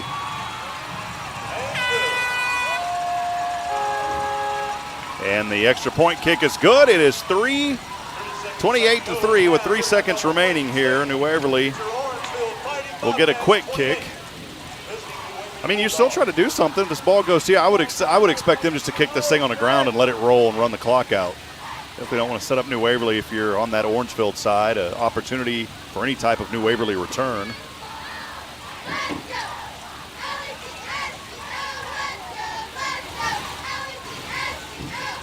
I used to watch, watching a lot of broadcasting as a child. I always say, "Oh yeah, Captain Obvious" to the announcer. I'm being Captain Obvious to myself here. Yeah, that's all right. It's. I know our coaches are trying to come up with a plan right now. They are. They're talking this one over. But again, I think if you're Orangefield, you're not putting this one very high up in there. I think you're just going to ground this, let it roll. Burn up 3 seconds. Come back, receive the ball right after the half, and try to do it again. Darkness has set in outside of the stadium. Lights are on, bright here though in Orangefield tonight. Here's the kick. It is. Whoa, look at this. It is up in the air. Dippery's going to field this thing. 30. And he's out of bounds as time runs out. It's kind of surprising there. And that's where we sit at halftime. It's 28-3, Orangefield in the driver's seat, scoring tonight and taking that lead early, and they haven't looked back yet. We'll step aside. We'll take a break. The Nelson Amaya's Collision halftime show coming up when we come back. This is New Waverly Bulldog football live tonight on SHN. Stay with us, friends. We'll be right back after this.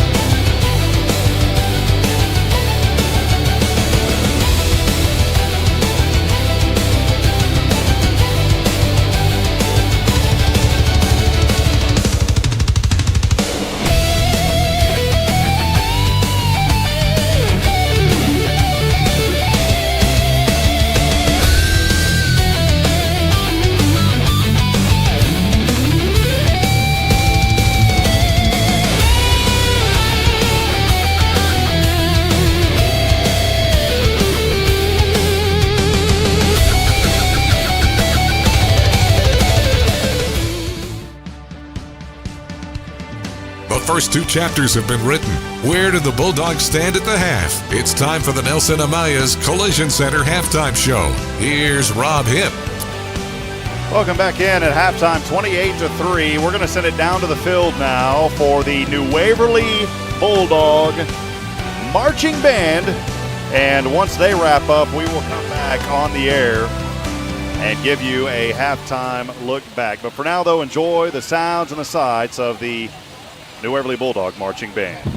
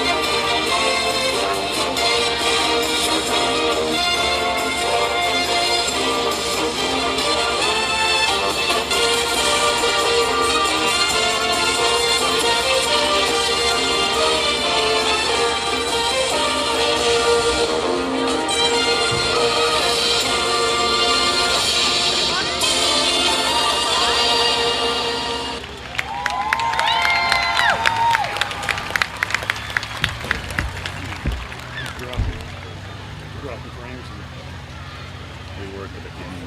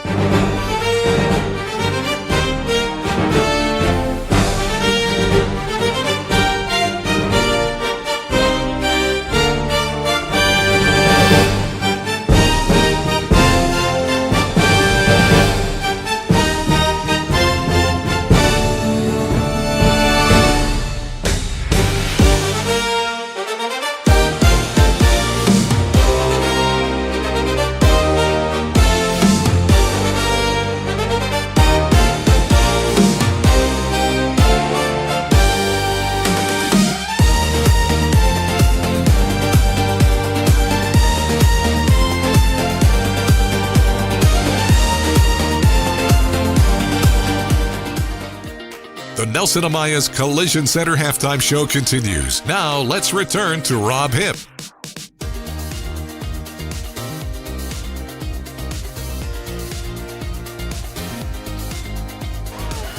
All right, friends, welcome back as we are here inside the Hit Solutions broadcast booth. I'm Rob Hipp alongside the Matt Register. There's no other Matt Register, man. You're it. I'm it. You're That's it. it. The cash register tonight. Hey, man, take out a loan. Do I come see you? Come on. Cash register. Yeah. As long as you take a personal check, right? Yeah, always clears, man. Well, hey, we do want to welcome you to Nelson Amaya's Collision Center. Good night. It's a loud night here tonight. There we go. we got the home side's little kids running out on the field. Yeah, so I love that. With the dancers, so they cranked up the tune. So we're going to try to do our best on top of that. So. Well, about 16 minutes here as we are at halftime here. The halftime is always brought to you by Nelson Amaya's Collision Center. We're here in the Hit Solutions broadcast booth. Big shout out as well to Robert Lindeman at Hit Solutions. Used to do player development, still doing a little bit of that, but he also has a real estate division. Robert is going to be moving back to the Bartlett area where he's from, but he's still going to do real estate here in Walker County. And so he said, hey, keep me on. I still want to keep a presence on the broadcast. He's also works with FCA, the Fellowship of Christian Athletes, Piney Woods West, great organization. New Waverly's FCA is really taken off. I don't know if you've kept up with any of that, Matt, but, man, it is growing. Angela Volish has done a great job. Her husband, Garrett Volish, is the head coach of Sam Houston softball, and Angela just puts in the work, and it's been tremendous to see that growing at New Waverly. Sure. Been really cool. Well, we are here to halftime, 28-3. And, hey, there's no question about it, Matt. New Waverly's got their work cut out for them in the second half. I know right now part of that game plan is going to be talking about how do we put a stop on Mason Manning. He has been a running machine tonight. Yeah, they got to figure out a way to stop him. And they also got to figure out a way to eat up some clock and not keep handing him the ball, right? So I would love to be a fly on the wall in the locker room right now. I have no doubt that there's some adjustments happening. But they've got – I mean, the game is not completely out of reach. They certainly have their work cut out for them. And even to make it competitive, they're going to need to come out here and change what they're doing. I mean, you know, we'll go back and look at this. Both teams touched the ball at least 4 times. New Waverly got a 5th touch. Doesn't really count because it was the final kickoff there after the score by Orangefield. But we'll take you back through. The first possession of the night started out for New Waverly. It was on their own 20-yard line, and one that you and I both were kind of confused there. We thought for a moment it was a no-good field goal from 42 out there by New Waverly's Trey Sherwin, but a penalty negated that missed kick. They come back. I think it was, we'll give him 5, so we'll call it a 37-yard from here in the Hit Solutions broadcast booth. That at the 6:44 mark. Put New Waverly on the board early. Matt, that was a really impressive opening drive for the Bulldogs. Well, of their 4 drives, of their 4 real drives, the 5th one not counting, 2 of them were very strong against a very strong defense. We were able to move the ball. We were able to run on the inside, keep them honest, and then pass on them, and really had a very effective 2 drives. The other 2 drives, less so, less effective, but guys, we got to keep what we're doing on those 2 successful drives, stop what we're doing on the unsuccessful drives, and keep the ball out of their hands. Because every time we've handed it to them, how many times have we stopped their drives? Once, perhaps, right? Yeah, once on that punt. That was it, yeah.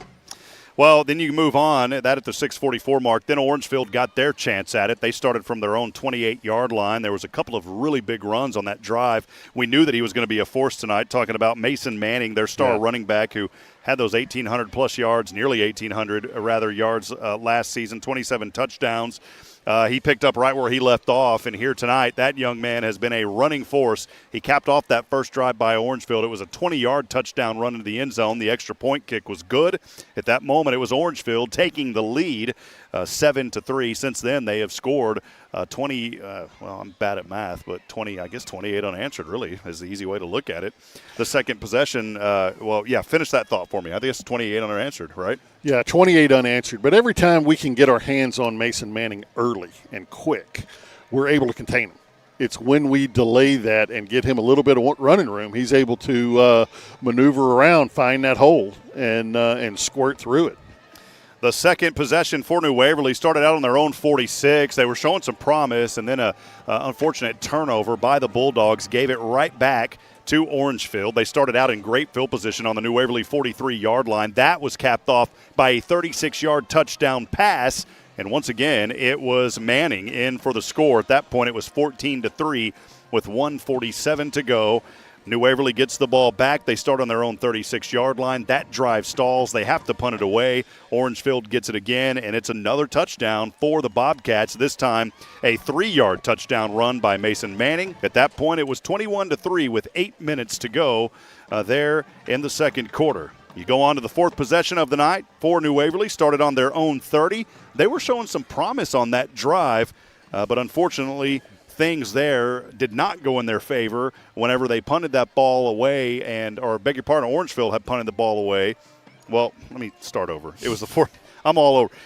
They punted it away. Orangefield gets it, and then they stop Orangefield on the drive. Orangefield punts the ball away. Unfortunately for New Waverly, they tipped the ball. It was basically like a long pass because Orangefield keeps it, and then they're able to run it in. The quarterback this time getting the other score. He has been a force as well. Carson Gonzalez at that point, 28-3. Well, I'll tell you what, in large part, we've been able to keep their passing game under control. That's the bright spot on our defense. They had one long pass. Beyond that, they have not had a very effective pass game. Now, their run game has been very effective. But the bright spot in that defense is we've been able to keep the pass from harming us too bad. Well, that's where it sits, and for the Bulldogs, they're going to have to play defense first. The opening kickoff went to New Waverly, so the Bulldogs will kick it away to start the third quarter. Third quarter action, by the way, is going to be brought to you by Oak Ridge Disciple House. We'll step aside. We'll take a break. This is the Nelson Amaya's Collision Center halftime report. We still got about 10 minutes. We'll let you enjoy the sounds and sights of the Orangefield marching band. They got a big band here, too, tonight on their home field. We'll be back. Stay with us. More to come. It's New Waverly Bulldog football. The Bulldogs trailing 28-3, 10 minutes to go here in the Nelson Amaya's Collision Center halftime report.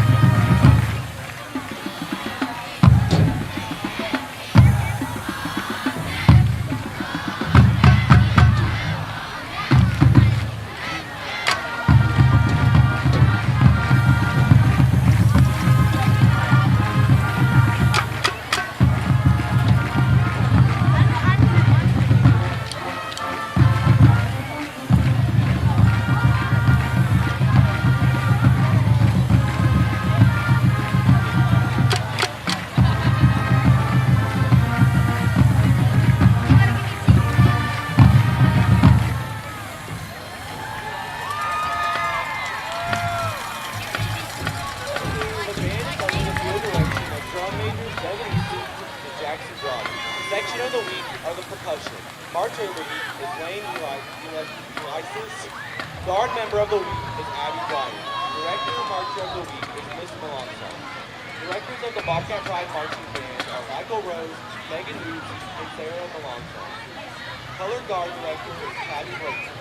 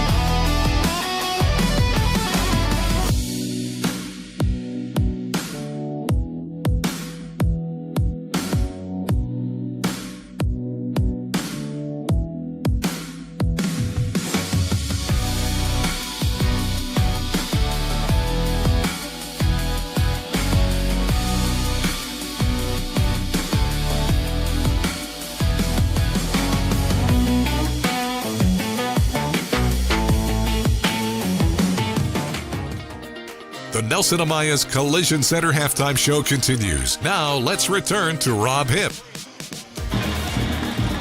Well, that wraps it up for the Nelson Amaya's Collision Center halftime show as we're about to get back underway. 12 minutes on the board. And number 99, Trey quarter brought to you by Oak Ridge Disciple House. As we will kick this one off from left to right. And here we go, underway, third quarter here in Orangefield, Texas, as the Bobcats have it. I think a flag flew in the backfield. That may be a hold all the way up to the 45 and around the 48-yard line. 9 seconds gone, but I think this one, Matt, probably I think this one will back. be coming back. Come on back. I had to get up and walk around at halftime a little bit, man. I had started out the day at Taco Bell yesterday, and that's never good. And then decided to pig out on. I was playing a game, you know. Every time the Cowboys scored, I was going to eat a hamburger. Had too many of those. What could possibly go wrong? Yeah. I was trying to jinx it, but it hurt me. That is coming way back to around the 30, maybe. We'll see. Spot foul. They call it a spot foul. They're going to track. They're actually going to bring it back now from the 30. They're still walking. About the 21-yard line. We'll take it. Their own 21-yard line.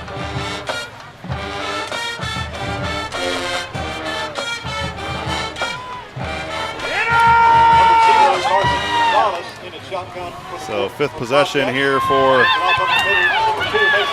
and here we go. There's Mason right out of the gate. Mason Manning takes off to the races. And there you go, 79-yard touchdown run right out of the gate for Mason Manning. That young man is unbelievable. Didn't take long. 71 yards. Number 2, Mason Manning with a 79-yard touchdown run. 79. I don't want to take away from the young man. 79-yard.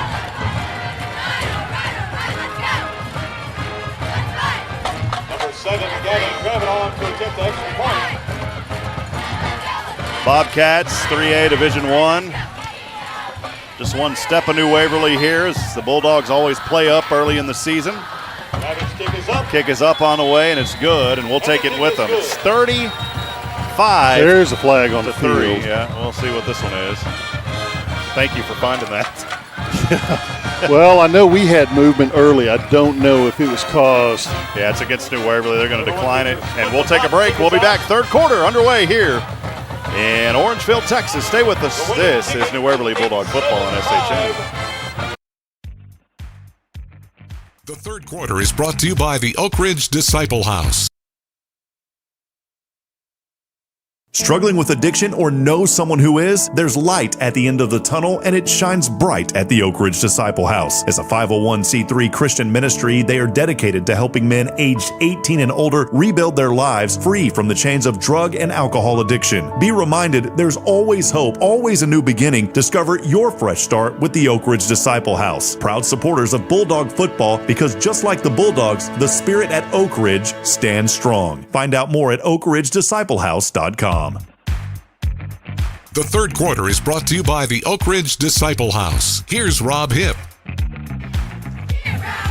Well, moments ago for Orangefield, right on the opening drive of the ball game, they start on their own 29. The first play from the line of scrimmage, a 79-yard run by Mason Manning. It's 35-3, 11:30 to go here in the Oak Ridge third. Here's the kick.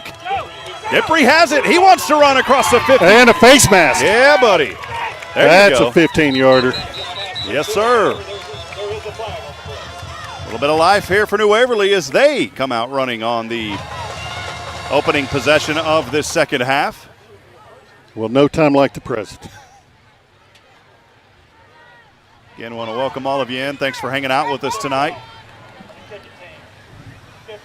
That's a 15-yard penalty. That should set New Waverly up in beautiful field position. I think around the 35 or if not even more. We'll see where they run it. Yeah, maybe even a 30. Yeah, look at this. Keep on trucking. There you go. How about that at the 30, Matt? Bulldogs will take over first and 10 from the Bobcat 30-yard. Sixth possession for New Waverly. They will start in the best field position of the night on the Orangefield 30-yard line. They did have it on their own 36, but this time on the other end of the field, again, the Orangefield 30. Quarterback out there, Jace Card. It is not Nunez. Card is there. Here's the handoff. TD2 across the 30, trying to get to the 25 on the misdirection. And he's going to be brought down just a couple of yards short of that 25-yard line. So short gain here. TD2 maybe slow to get up. There he goes. Teammates got him. I talked to Erica, the trainer. She said everybody's playing pretty healthy this ball game. Saw her at halftime. She does a great job with these young men. Said everybody's looking good as far as the health goes on this team. TD3 down there in a cast. You know, he's not suited up tonight. Missing him.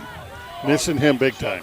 2nd and 6. Here's a handoff to his brother, though, TD2, and TD2 slammed down by 3 Bobcats. It was a Bobcat party for a loss on the play to bring up another 3rd down and long here for New Waverly. They got to capitalize. Great field position. Let us know you're out there. Many people watching also on the YouTube stream. Have over 100 folks watching right now. Want to welcome all of you in tonight. Steve Flores checking in from Fort Stockton, man. How about that? His cousin, Ryzen Nunez, on the team. So good to see you, Steven. Here we go. 3rd down and a critical 8 for New Waverly. Jace Card rolls to the right, throws over his right shoulder and overthrows his receiver, and it's out of bounds. He was looking in the direction of Ethan Petrov. And he had Bobcats right in his face. Took a lick on that. I think here you go for it. Well, you have to. You know, we had the same problem last game. The second half pass protection and that blocking is something that we got to figure out is, you know, once that other team adjusts to how we're blocking, we seem to have a hard time picking that up in the second half, and that's going to be critical for us. Here it is, TD2 to the offset hip of Jace Card. 2 receivers down to the right, 1 up top. It's 4th and 8 from the 28 of Orangefield. High snap. Card. He's got room to run here. Card on the left side of the 20. 15. He's got enough for McGillberry Mechanical Heating and Cooling. 1st down for the Bulldogs. Card runs out of bounds around the 12-yard. There you go. Looked like a design play. If there was anybody open, just keep it and run, and he made the best of it.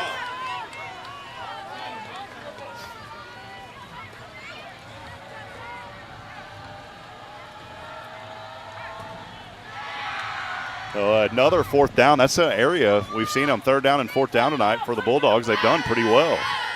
Trip spread wide to the right. Jace Card in the gun. Pressure coming up front on that right side of the line. Drilled him. Oh, my goodness. That's Caleb Menard. Just drilled him. Boy, Caleb Menard brought the Menard's hardware store from the north down to the south and slammed him down. My goodness.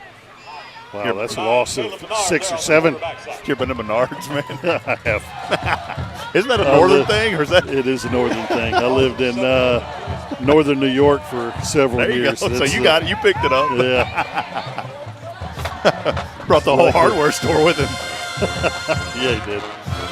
Oh, 2nd and 17, though, after that huge quarterback sack. We got to pick those guys up. He came in untouched. And delayed handoff here. And how about the power of TD2 to pick up maybe 4 on the right side? Well, with second effort, he got a couple. Now on the stop for the Bobcats, number 73, Victor Martinez.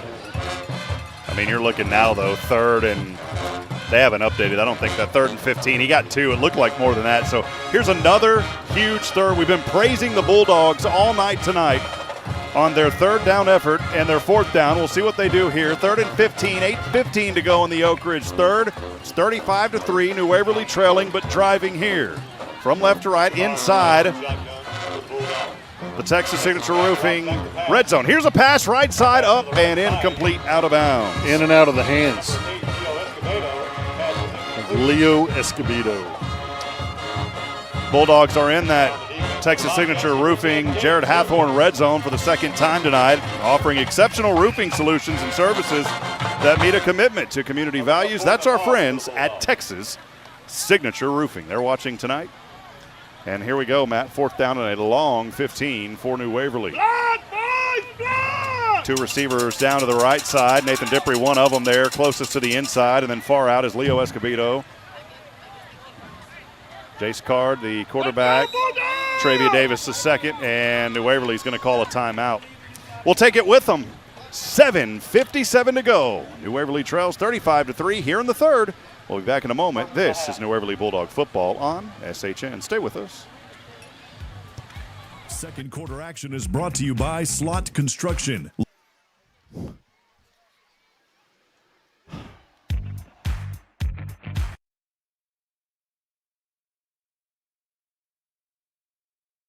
Struggling with addiction or know someone who is? There's light at the end of the tunnel, and it shines bright at the Oak Ridge Disciple House. As a 501c3 Christian ministry, they are dedicated to helping men aged 18 and older rebuild their lives free from the chains of drug and alcohol addiction. Be reminded, there's always hope, always a new beginning. Discover your fresh start with the Oak Ridge Disciple House. Proud supporters of Bulldog football, because just like the Bulldogs, the spirit at Oak Ridge stands strong. Find out more at oakridgedisciplehouse.com.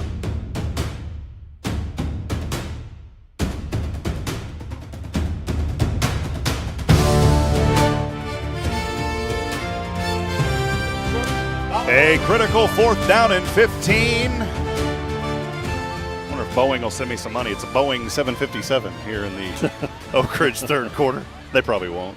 Probably not. They'll send me a defective part. 35-3. Here we go. 4th down and 15 for New Waverly. Jace Card in the gun, trips down to the right. Nobody up to the left. TD2 back behind him to guard him. Here's the pass. Right side corner. Wide open is an Orangefield player, and he was pushed out of bounds, incomplete. Would have been an interception. And turnover on downs for New Waverly. Tough break for the Bulldogs. Yeah, tough break for the Bulldogs. Probably a blessing for Orangefield that he didn't intercept that. He turned over the ball anyway.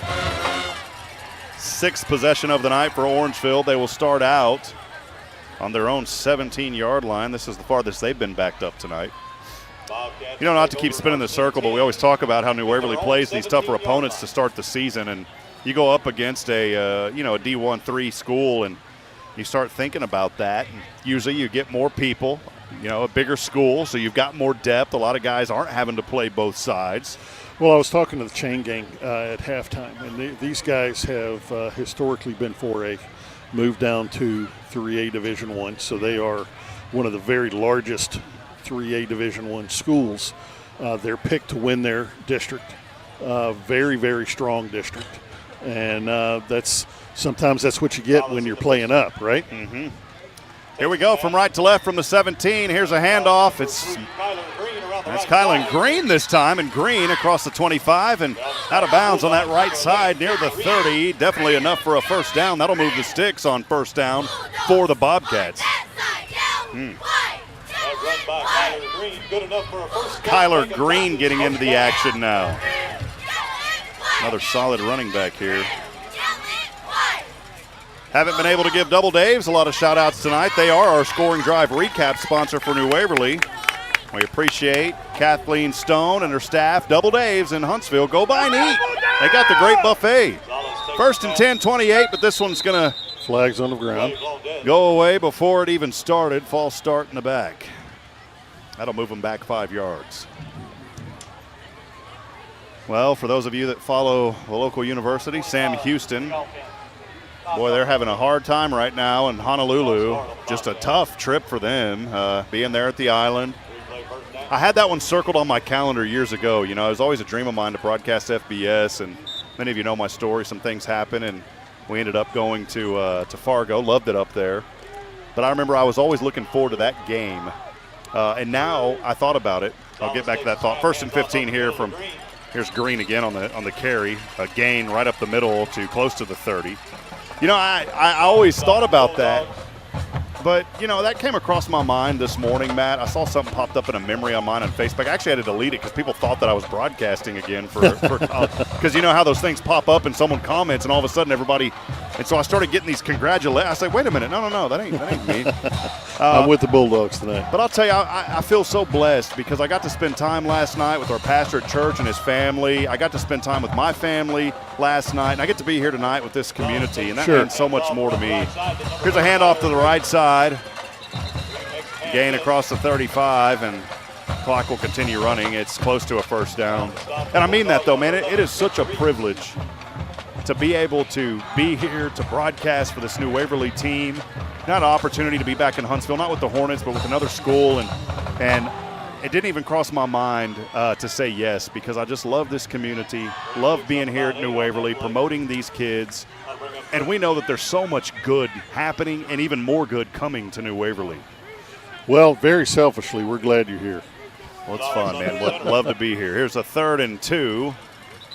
And, boy, that's enough for a first. Yeah, he got about 4 to the 40. But it is, you think about the growth of New Waverly, too. This is a school in a district that continues to grow. And I don't know if I have the stats. I had some numbers. I don't want to get it wrong. I don't want Darryl Hell to, I want to make sure I'm right on my numbers here. It's a great man. But, the stadium there at Bulldog holds 3,500. It's full every Friday night when there's a home game. But I think well over 1,000 in the district now, probably 1,200, I think is what I saw. I don't want to mislead anyone on that. This community's growing. Here it is, 1st and 10 from the 41. Kyler Green up the middle for a short gain, maybe even a longer gain. They're going to give him 5 yards or so. Yeah, they're going to be 6. Gray Dodge Ram, 2,500. You are triple parked. I thought they were giving away a Dodge Ram. I didn't know they were complaining about somebody being triple parked. Yeah, he said Dodge Ram 25. I said, man, somebody's going to win a truck. Somebody's going to win $2,500, man. Yeah. Goodness. If you heard a silence, that's Matt and I running down to go collect our win. Powerball, man. Did you see that 1.7? Is that right? Or 1.9? Yeah. Goodness. Here we go, 2nd and 4. Run up the middle, right to the 50-yard line. A 3-yard gain. That's within a yard of being a first down. That's going to bring up a 3rd and 1. Well, here's another opportunity for this Bulldog defense. New Waverly trails 35-3, 4:20 to go here in the Oak Ridge 3rd. License plate PTG 4324. Boy, they're calling out license plate numbers here. I bet they'll call it a Social Security number next if they don't come get it. Here's 3rd and 1 from the 50. That's enough for a first down right up the right side. Gage Lucas, the runner on that one. Yeah, he found the right spot. Sophomore running back for Orangefield. Correction, number 10, Gage Lucas. Lucas, that's salt. Do you remember that Lucas salt? Good enough for a first state. I used to eat that. I didn't know what it was for. They just sold it at the convenience store. And once I went with my dad to the VFW, I found out real quick what it was used for. But I'll tell you, man, I used to eat that stuff like candy when I was a kid. Yeah. That is enough for a first down. Into Waverly territory, the ball rests at the 44. It's 1st down and 10 for Orangefield. 2 receivers down to the left, 1 up top to the right. Here's Lucas again on that right side, finding more of a groove across the 40 down to the 37-yard line or so. 2nd down and manageable coming up for the Bobcats with 3:30 to go.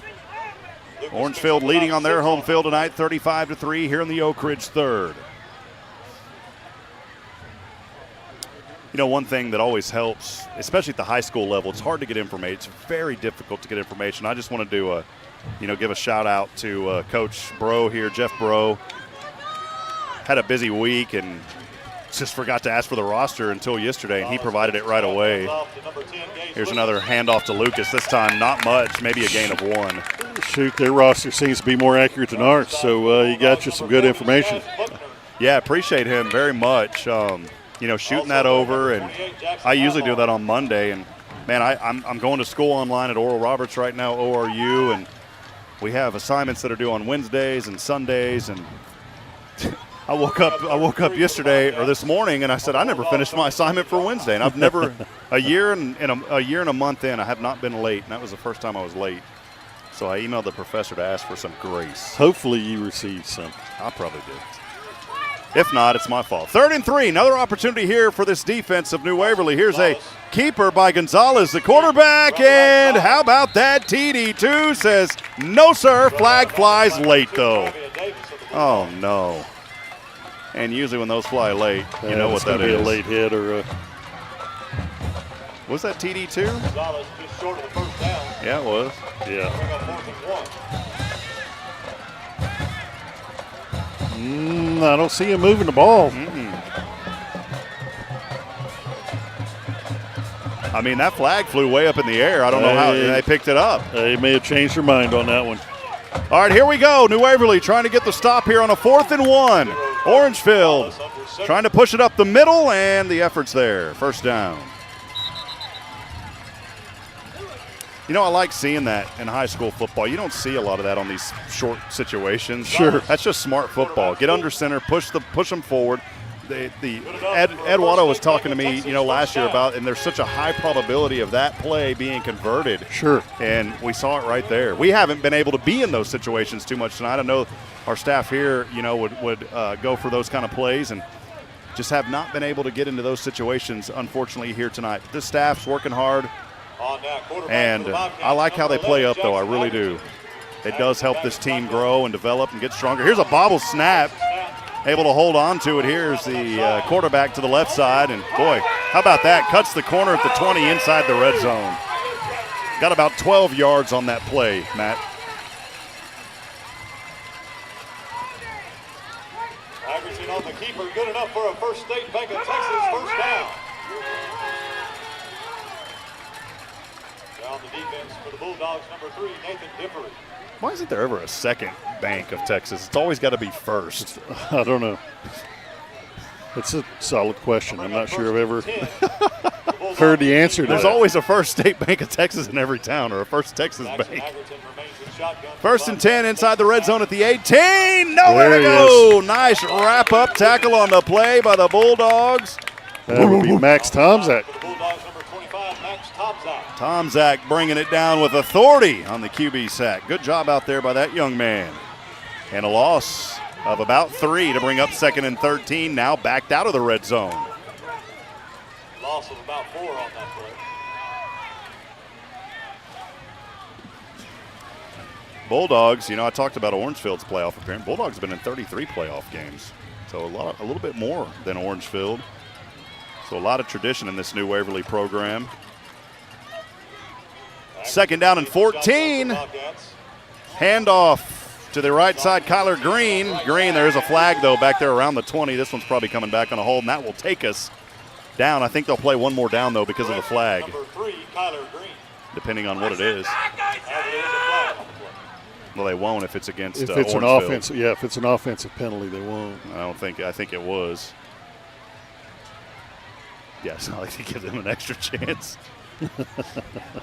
And that is going to be against, I believe, I'm trying to wait on the official. I haven't received anything from him down there on the field. Deep, deep, deep. There we go. Just like we thought. It's a hold, and that will end the Oak Ridge Disciple House 3rd quarter. We'll take a break. 4th quarter coming up. Brought to you by Hello Huntsville. We'll take a break. This is New Waverly Bulldog football live tonight on SHN Sports. Stay with us, please. New Waverly.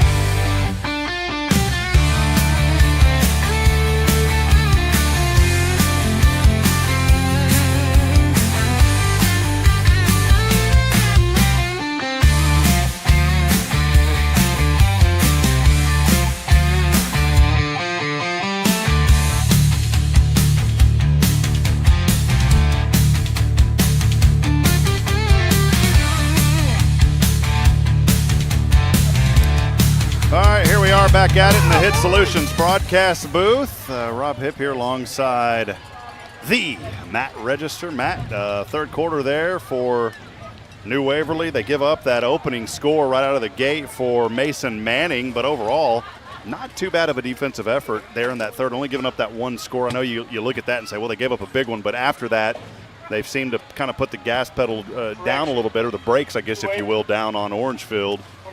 And we'll see if they can hold this drive right here, though. Orangefield is driving, but a 2nd down and or 3rd down and long to go here for Orangefield as they now move from left to right. Yeah, they need to get a stop here. I mean, at this point, it's they're fighting for pride. They need to stop these guys and need to try to get back on the board. We'll see how it goes. Go back down to the field here. It's not 2nd, it's 3rd down and long. Quarterback is in there. It is Jackson Agerton to the left. Chased down and able to elude the defender that was right on him and turns up for about 3 or 4 after that. But how about the big 7'5", Isaiah Poolings? And his papa right next to us, proud as can be, as he should be. Isaiah was chasing him down with surround sound, man. That ain't no 2-channel. This is a 7.2, baby. This is all the way around, and it's coming at you loud. And that'll bring up 4th down and 8. And we'll see a field goal try here from the 20, add 17. That'll be a 37-yard try for Bring up 4th and long for the Bobcats. the Bobcats. Grab it on to attempt the field goal.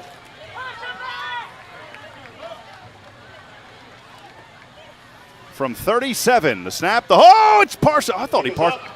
No way. I thought he got a hand on it. He got it. I thought for sure New Waverly got in there. I thought it was Dippery got in there. I thought got a hand on it a little bit, but I guess not. And a line drive, 37-yard field goal to add 3 more to the board. It's 38-3. Shows you what I can see.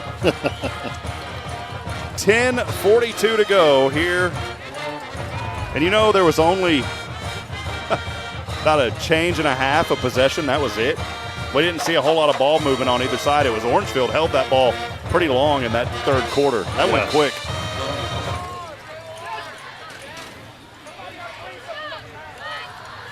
And the clock continues to run here in the 4th. 38-3.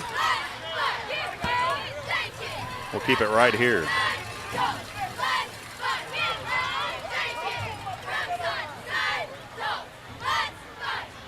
Yeah, I guess they're just running the clock. I guess someone decided to run the clock here. They're not stopping it. Yeah. Probably best.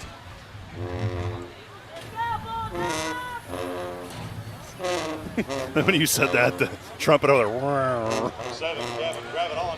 Kick it off for the Bobcats. Yeah, it's picking up. It's picking up the way I'm feeling right now. Carlos Taylor. Well, kind of looking ahead, here's the kickoff on the way. Good kick here.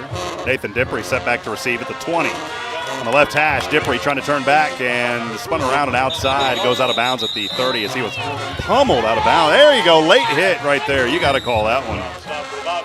Boy, Caleb Bernard, I know he was just trying to get up, but it's one of those kind of unintentional but maybe a little intentional, you know what I'm saying? Yeah, I got it. They'll pay for it.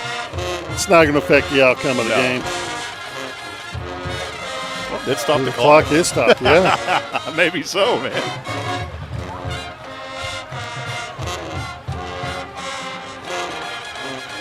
Up next for New Waverly, they'll be at home to open up the home games of this season. Crockett coming to town. We got a couple home games in a row, right? Huntington, Crockett, and then Huntington, correct? Huntington, 3 of them in a row, for actually. You know, last week we were talking about the schedule. I'd pulled the schedule off of Max Preps, and which was incorrect. As soon as we said it, because I think they had West Hardin on their wrong. Their schedule. That's Max Prep's fault. On 44 for New Waverly. From right to left, Ryzen Nunez back in there. Hand off here to Khalil. And the Major takes it up to the 49, maybe the 48. A good gain on 1st down to bring up 2nd and manageable. 5 or 6 yard gain. They're on the stop for the Bobcats, number 17, Hunter Reed. Also there, number 53, Adrian Cardenas.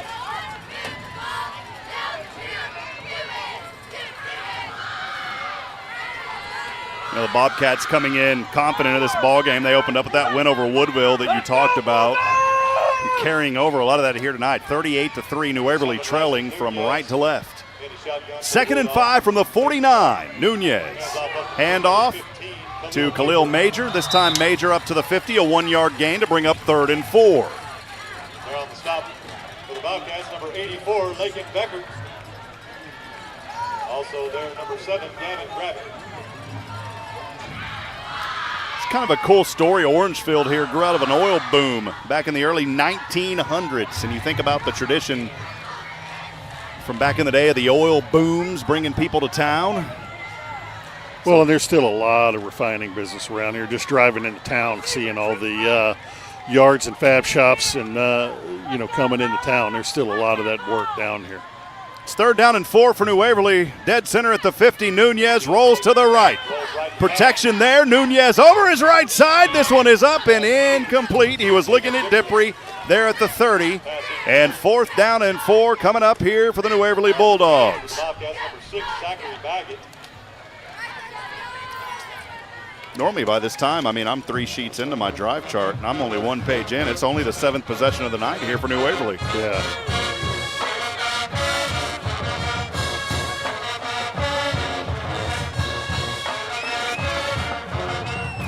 Really enjoyed getting to know Coach Compton over the last few years. Just an outstanding man here with this team. And young man coming in with a lot of heart, really wants to help these kids, not just on the field, but off the field as well. Serves an assistant. Here's a handoff here on 4th, nothing of it. That's going to be a turnover on downs. I've had a lot of conversations with Aaron Compton and just appreciate him. Anytime, I was talking about Orangefield, anytime I need anything, Aaron's always Johnny on the spot, coaches and helps us out. I needed some content one time for a pregame last year. I said, hey, can we do a quick interview? He said, Ned, no problem. It really does mean a lot whenever you've got an open door with the district, with the coaches. That's just, it creates buy-in with the community. And so many times you hear of closed doors. You got to have an open door, and I give a lot of credit to Darryl Hale and the work that he's done as superintendent, many people here at New Waverly, as this community. It's a challenging time in a way because you got a community that's growing, and when you've got people that have been, you know this area very well. You went to school at New Waverly. The growth is a tough thing, but it's also a good thing, and you got to find out how to manage that and keep the culture, and I think New Waverly is doing a great job preserving that. Turnover on down, 7th possession here for Orangefield from the New Waverly 48. Here is Kyler Green on the left side, a short gain. And I'll say short, they're going to go ahead and give him about 4 yards to bring up 2nd and 6.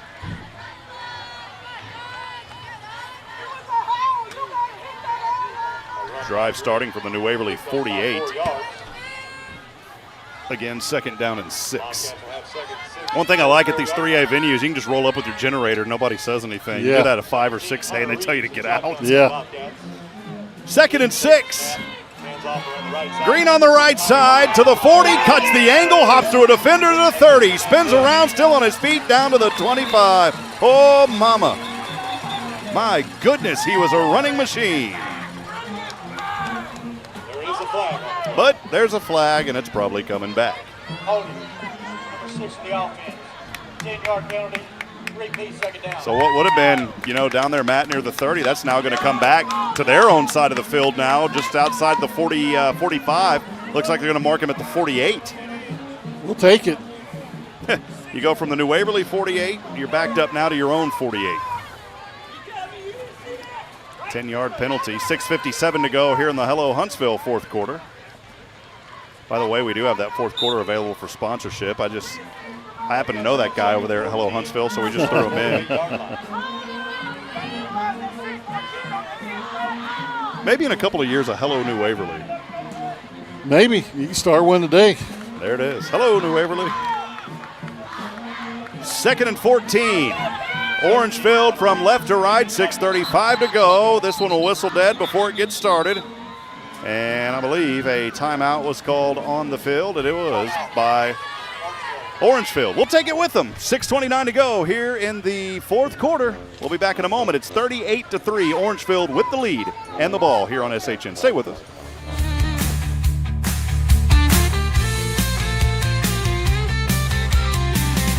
Hey there, New Waverly Bulldog fans. Need more space for your growing trophy collection, or maybe a little spot to relax after the game? Or maybe you need a shelter for farm animals or your RV? Look no further than Cabins and More of Texas. We offer the highest quality portable cabins, sheds, barns, steel structures, and more, all manufactured by the most respected names in the business. Perfect for storing football gear, setting up a fan or a man cave, protecting outdoor toys or equipment, and so much more. Worried about cost? Well, don't be. We offer flexible payment options, including financing with approved credit and no credit check, rent to own. You can even get pre-qualified in just a few minutes without affecting your credit. Find Cabins and More of Texas in Riverside across from Talent's Barbecue and in Carthage in the H-E-B Shopping Center. That's Cabins and More of Texas online at CAMOTX.com. Welcome back to New Waverly Bulldogs football presented by Walker County Federal Credit Union. Here's Rob Hitt.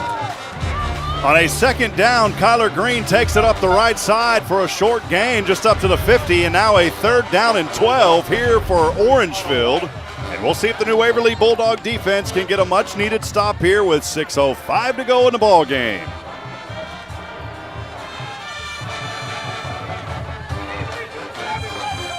Three up front on that defensive line for New Waverly.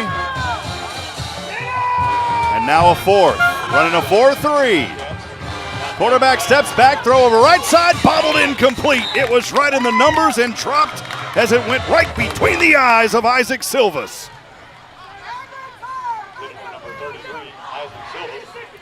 And that will bring up fourth down and 12. I'd like to see Dippery get a punt return here. I'll bring up 4th and long for the Bobcats. Gavin Gravitt set to punt this one away. You know, one time I was calling a high school basketball game. Kid's last name was Shots. Pretty cool name, right? That's a very awesome Guess name. what his first name was? Basketball kid. Collier. Call your shots. Call your shots. One of the funnest basketball games I ever had the privilege of calling. I don't think the poor kid called many shots, though. Pretty cool name. Absolutely.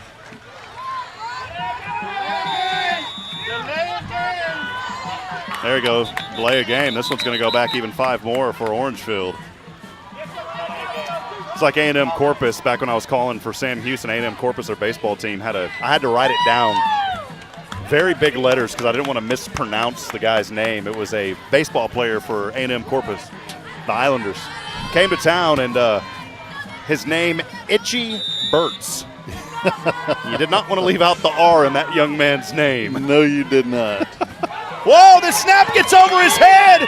I don't know if he's going to be able to get it off. He's not. How about that for the special teams of New Waverly?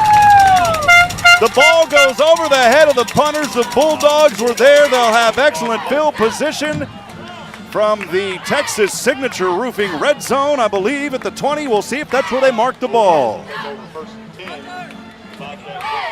If not, I'll give Jared a free shout-out anyways. There you go. He's a good man. It looked like, no, they're not going to put it at the 20. They're going to drop it. Even the mark up there. Yeah, okay, it is. It's at the 19. Yeah.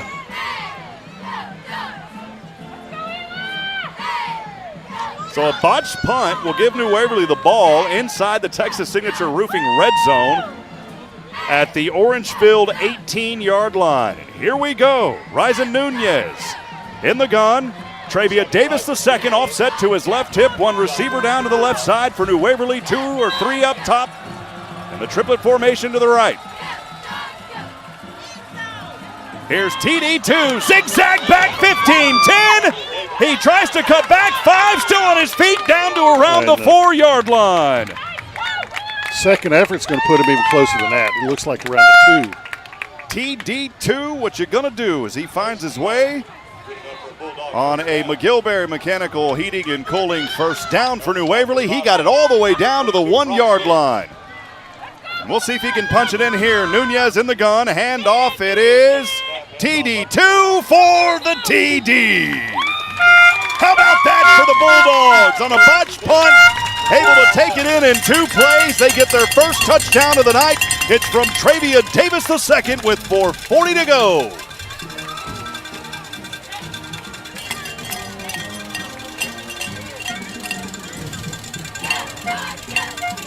38-9, New Waverly trailing.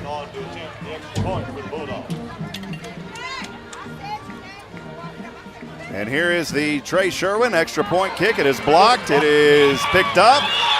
Here comes Orangefield on the right side and brought down around the 45-yard line. A scoring save by Nathan Dippery. Yikes. Little drama here late in the ball game. Yeah.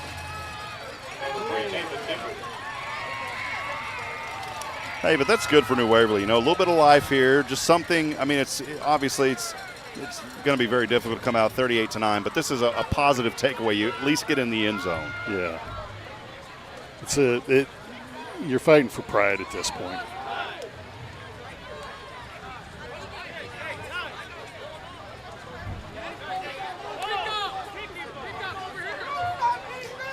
Brother, I don't care if we're down 60-3 and we score a touchdown. I'm still going to be excited on that call no because doubt. these young men deserve the energy that we can bring as fans. And I'm a fan up here. What I still love about high school football, I get to be a fan. Yeah, we don't have to be fair and balanced on this. No.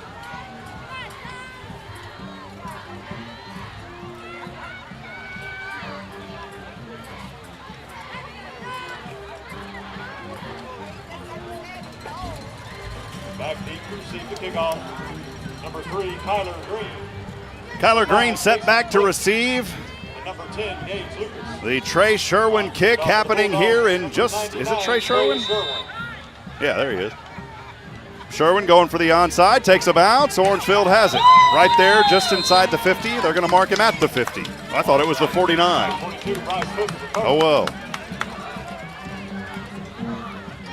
So Orangefield leads 38-9, 4:34 to go. Make sure to stay locked in with us here for a brief post-game wrap-up. We don't get to do an extended Nelson Ameyas Collision Center post-game wrap-up on the road just because the lights go out early.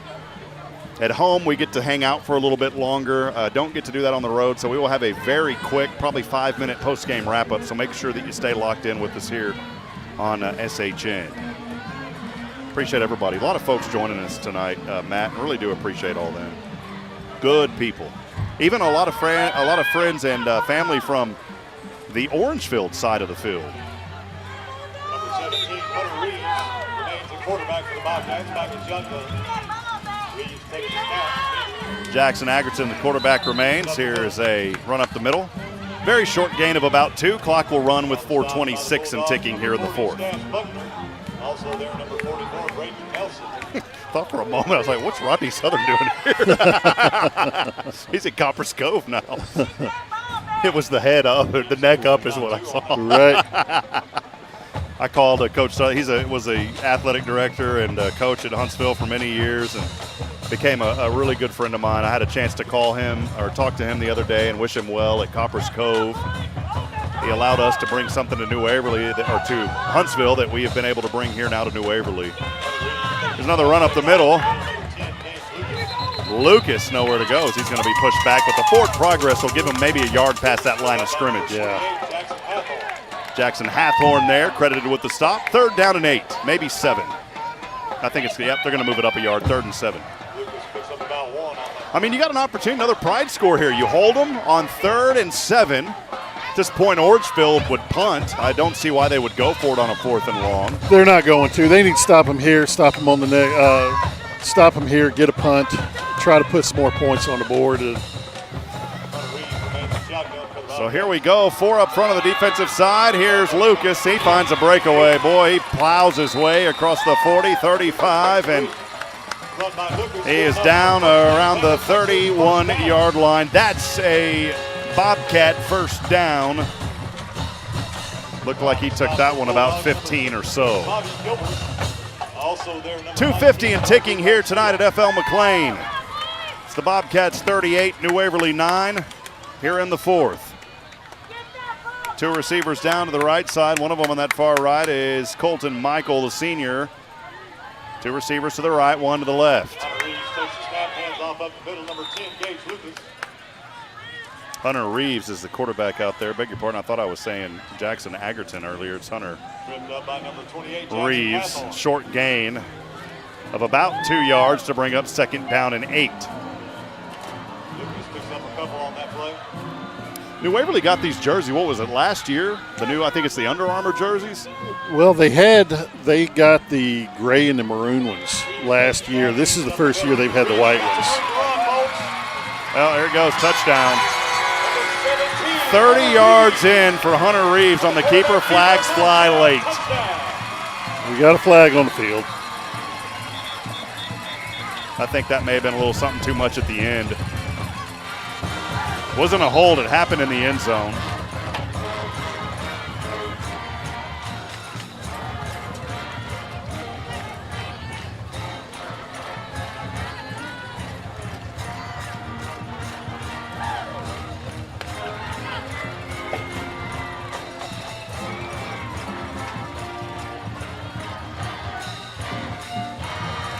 After the play, unsportsmanlike 17, spotting the ball. New Waverly is elected to take the penalty on the kickoff.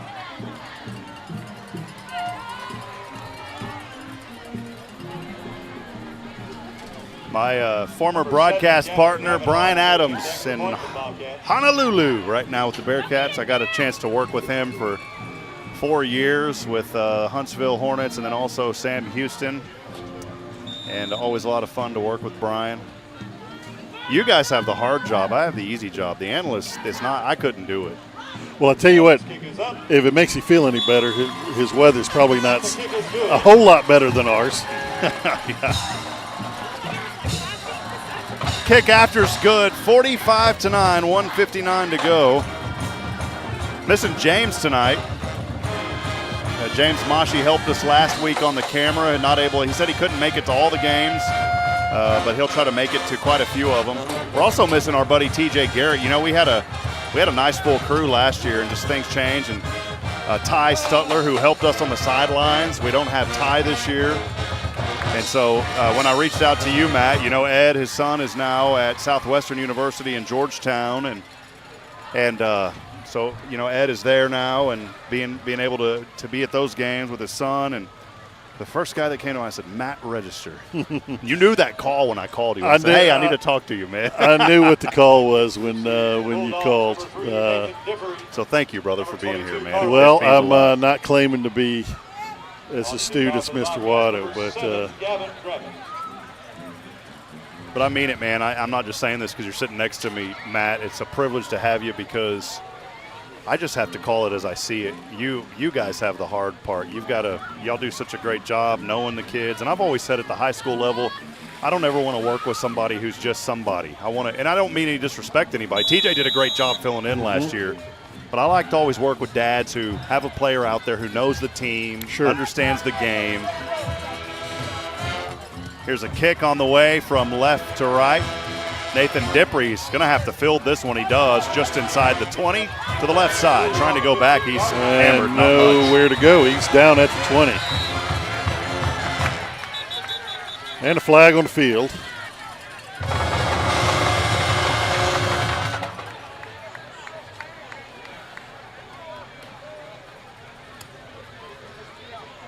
Number 14, Riley Nagerton there on the stop of the Bobcats. They pick it up. They just pick it up. Hat came off. Yeah. There are a couple of flags on the field. Maybe some language going on out there at the end of the game. These guys are tired of each other at this point.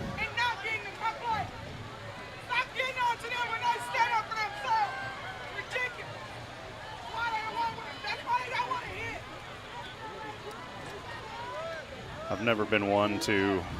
I appreciate our UIL officials. Those guys have to take so much heat.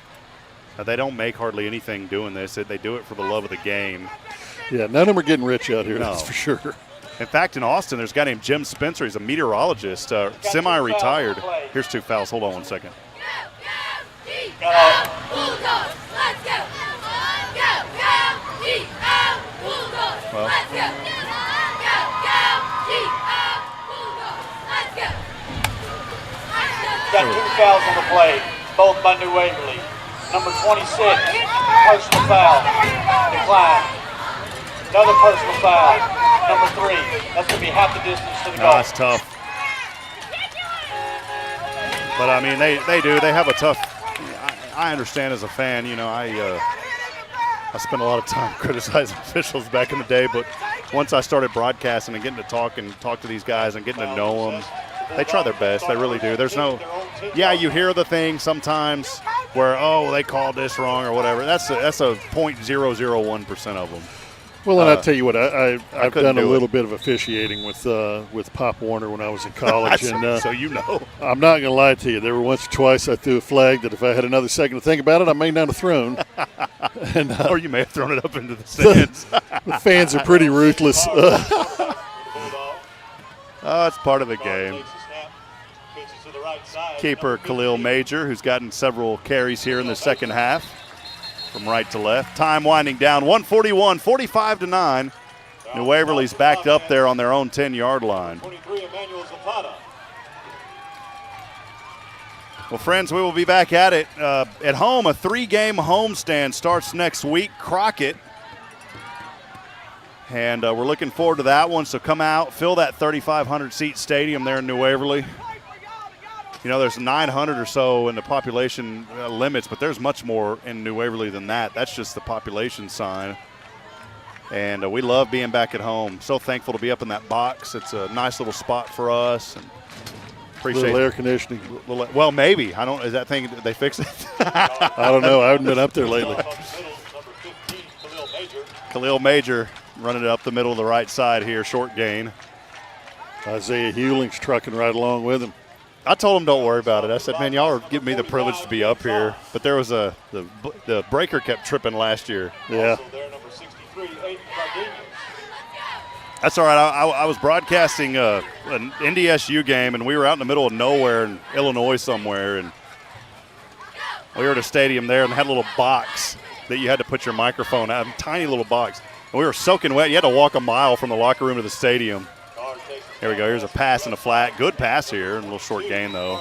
Bring up 4th down and long. Whoever's just going to have to punt this one away. Or no, that'll be the game.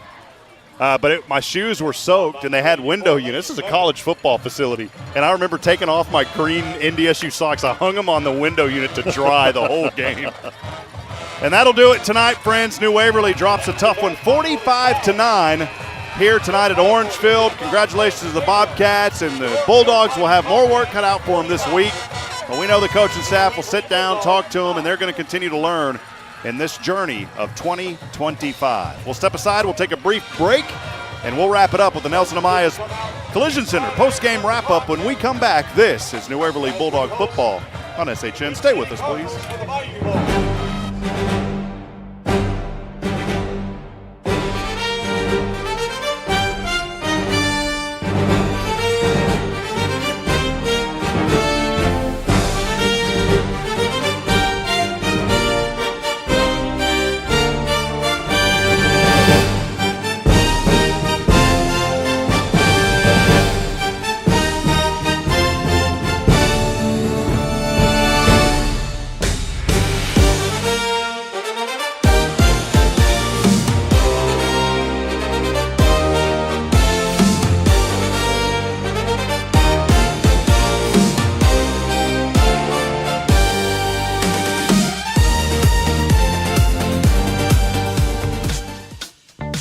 final whistle is blown. This chapter of the season has been written. Time now for the Nelson Amaya's Collision Center post-game wrap-up. Here's Rob Hipp. Alongside the Register, cha-ching, up here in the Hit Solutions broadcast booth. This is the Nelson Amaya's Collision Center post-game wrap-up. Again, a tough one tonight for the Bulldogs as they drop this contest. Here in this one, it was a final of 45-9. We'll go into the broadcast booth now, joined by Matt Register. Tough night here for New Waverly. I know it sounds like a broken record, but it really is. It's teaching moments, and I would rather play up. I know I've said that numerous times tonight, but I would rather a team play up than play down and get some big, huge victory over a 2A school or somebody like that where you're manhandling them. These are the games that really show you, hey, we got to toughen up.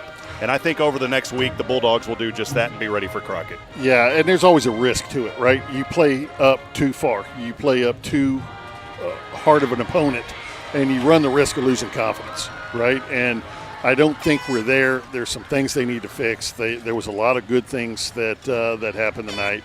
But at the end of the day, this wasn't a fair fight, and we need to go back and learn what we need to learn. and live to fight another day.